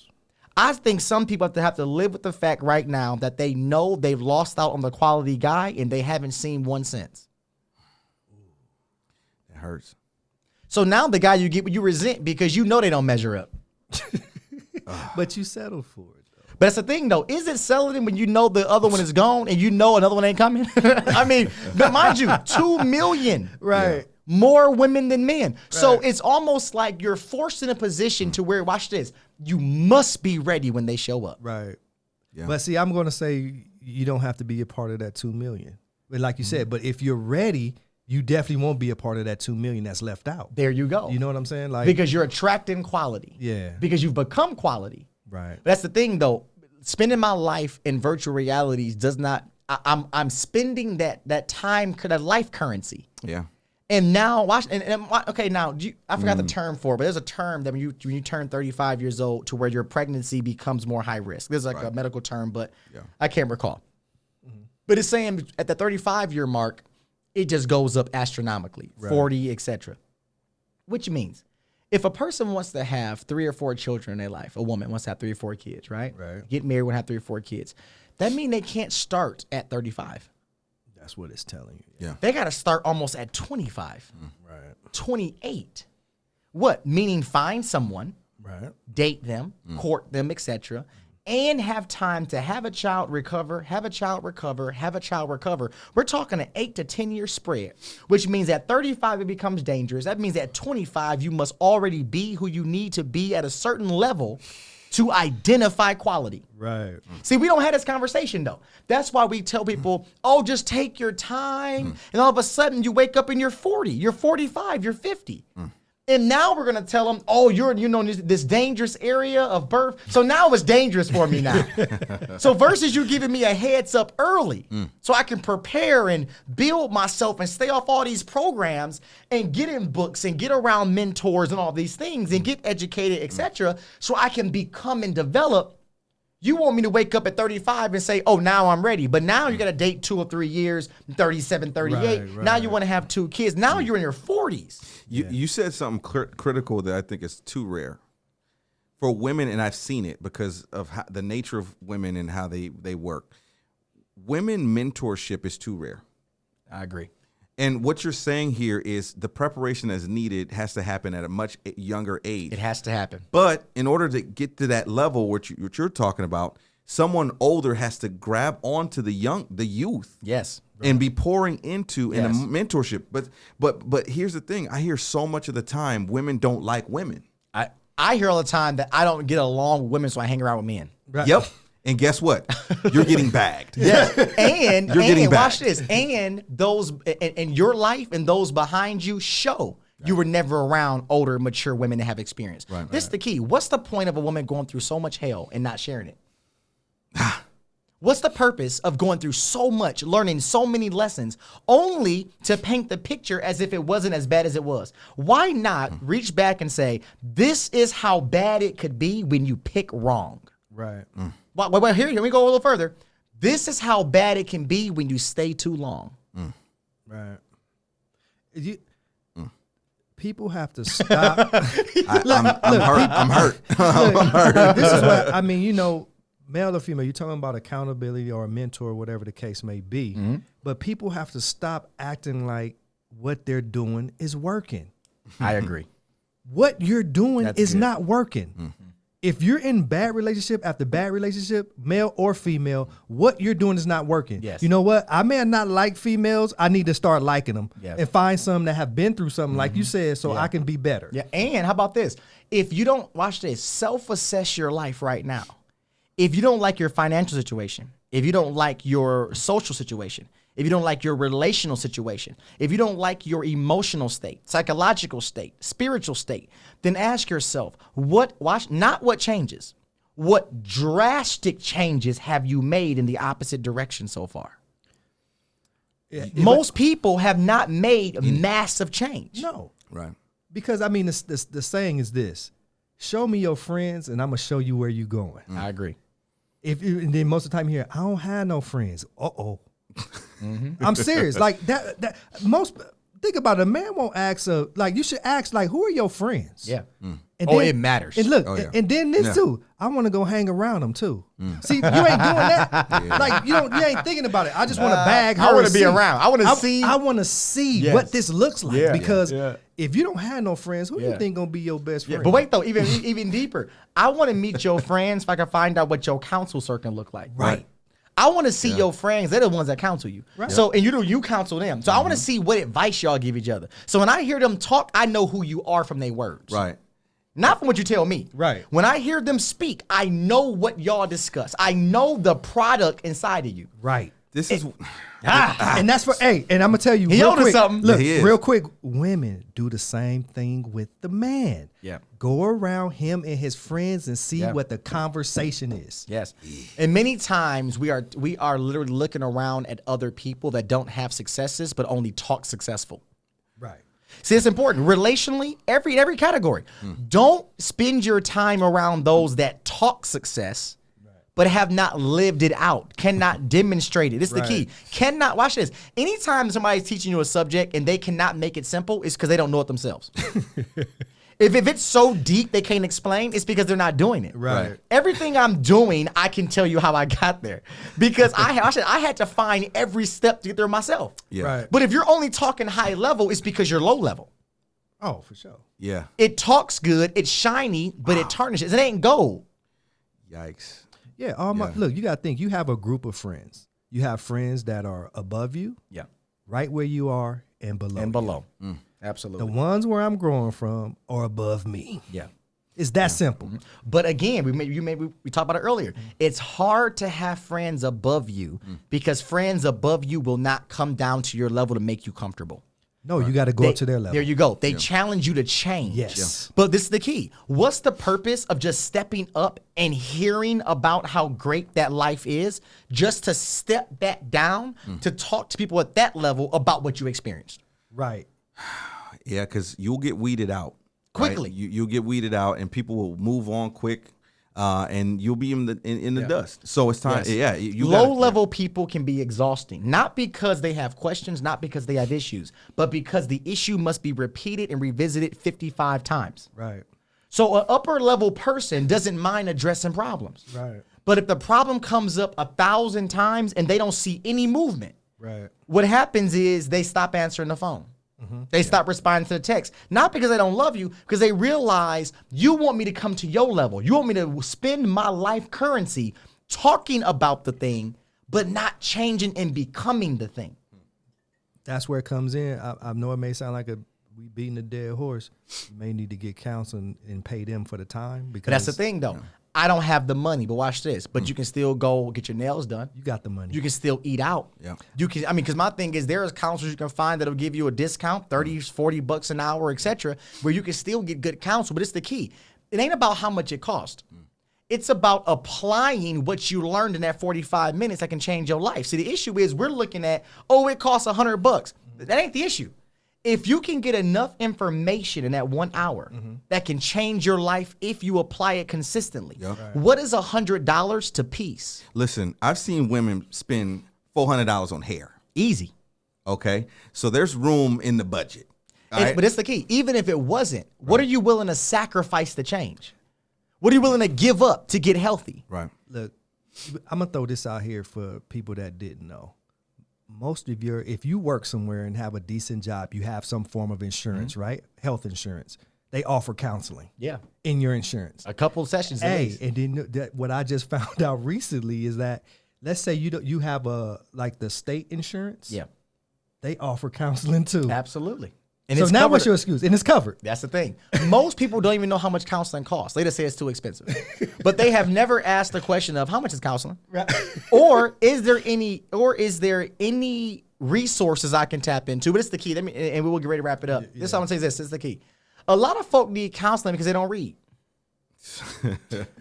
I'm just telling you, a lot of people need, watch this. When you are getting counseled, you are receiving information that the counselor learned, which means it's available. Right. The reason you're going to that counselor is because they have matured in that area and or has the information you don't have. I'm not saying you shouldn't go. I think you should. What I'm also saying is don't wait for a counselor to get started. You can go to a library and grab books on emotional health and intelligence. Right. You can go to a library and learn about how to heal emotionally, relationally, etc. There are free resources, videos, YouTubes, TED Talks, everything. There are resources. The problem is we're not spending the time in the proper resources. What we're doing is we're going to the candy. Right. I want the vacation. I want the Instagram. I want blah, blah, blah. But I don't want what challenges me to change. I want to feel good, but I don't want any requirements of my behavior changing to get me to the place where I feel better consistently, not because of some limited caffeine boost or sugar high, Right. but because of changed character. Now watch this. Now I don't have to go try to find happiness. I know how to create it. Right. That's like you said, you're on social media. It's a lot of it on there. Yeah. Who you following? It's so many cats out here and females that are giving you free content on social media, but it ain't now one of them your friend. Now, it's interesting. Only the ones out there popping and locking and doing all this There you extra go. out crazy stuff. Yeah. And these people end up becoming these gurus of positive content. Yes. And you're going to them for the source. Yeah. Why not seek ways to become that? Right. One thing I had saw somebody say it's gonna be a hot girl summer. You know what my first thought was? I said it's gonna be a hot girl summer, but it's a deep freeze bank account. Oh, Hot girl summer, hot girl, but you broke. broke. Hot girl summer, but you can't get your own place to live in. It's a hot girl summer, but you can't pay your car off. You can't buy an investment property. No value. What I'm saying is it's a low value.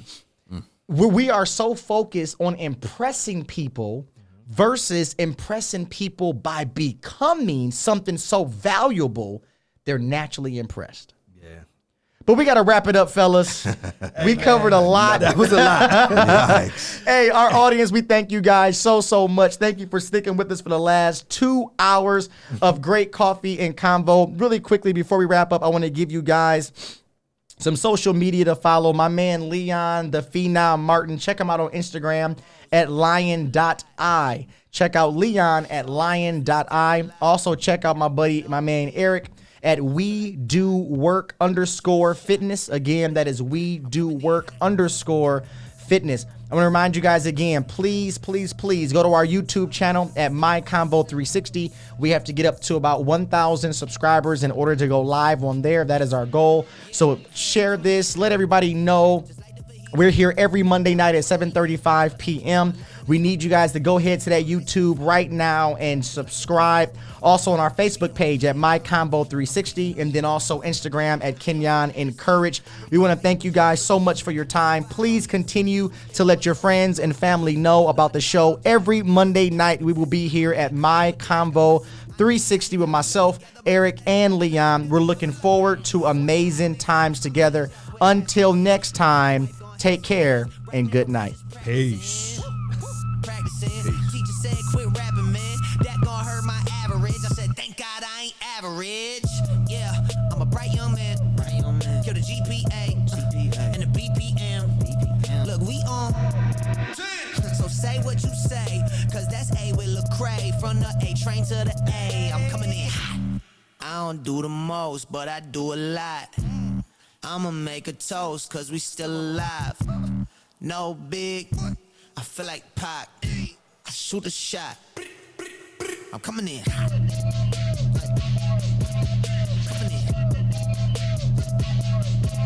Shoot that shot. Hey, why not? Hey, yeah. I'm coming in. Wake 'em up, wake 'em up. Wake 'em up, wake 'em up. See him still sleeping, so I had to shake 'em up. I kept it too real. I wasn't faking up. My real life was a headline. Your real life got a deadline. My timeline was a hashtag. Your timeline just a hate crime. Coming in hot, feeling like Pac. Back in 94 when he took 5 shots. Too much drive to ride your wave. Ditch my top and I'm off that lot. Black on black on black on black on black on black on black. You don't have to ball a rap to get them racks on racks. Uber poolers trying to catch my vibe and find my way. Yeah, I know I'm ratchet, but I'm really safe. Hot sauce dripping. Everybody wanna start dipping. First nobody wanna listen. Now everybody pay attention. Now everybody pay fees. Even Trump gotta take a knee. When the horn blow, y'all gon' see. Make the wall fall down like I don't do the most, but I do a lot. I'ma make a toast, cause we still alive. No big, I feel like Pac. I shoot the shot. I'm coming in hot. Coming in hot, coming in hot. Shoot that shot, shoot that shot. Shoot, why not? Hey, why not? Ain't no big. Feel like Pac, We can't lose, we can't stop. Yeah, coming in hot. Coming in hot. Coming in hot. Shoot that shot. Hey, why not? Still alive. Hey, why not? No big. I feel like Pac. shoot a shot. I'm coming in hot. Coming in hot.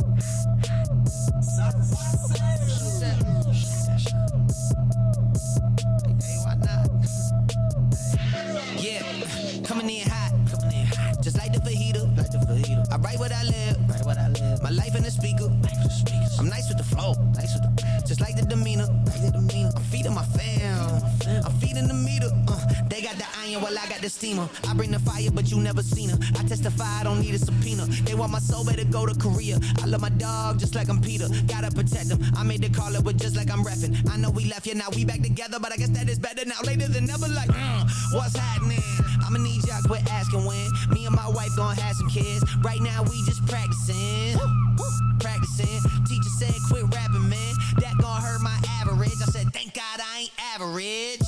Yeah, I'm a bright young man. Kill the GPA and the BPM. Look, we on. So say what you say, cause that's A with Lecrae. From the A train to the A, I'm coming in hot. I don't do the most, but I do a lot.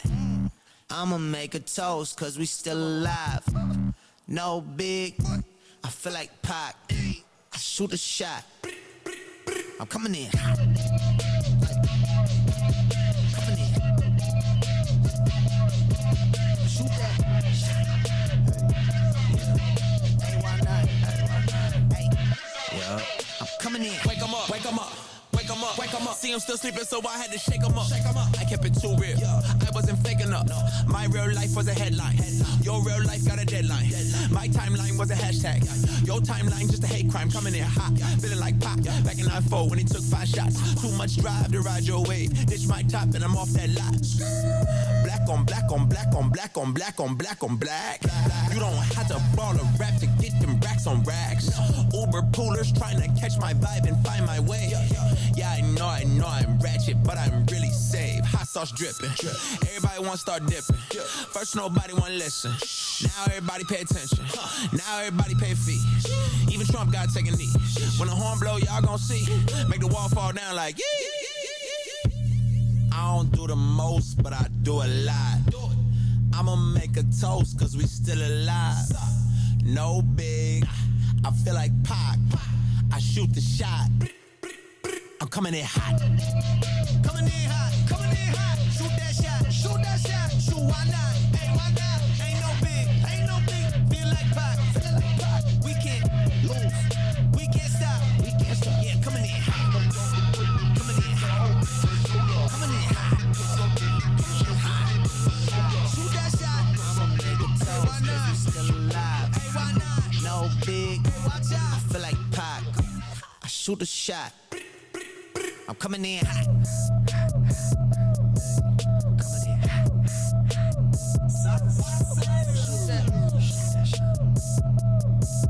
Hey, why not? Yeah, coming in hot. Coming in hot. Just like the fajita. Like the fajita. I write what I live. Write what I live. My life in the speaker.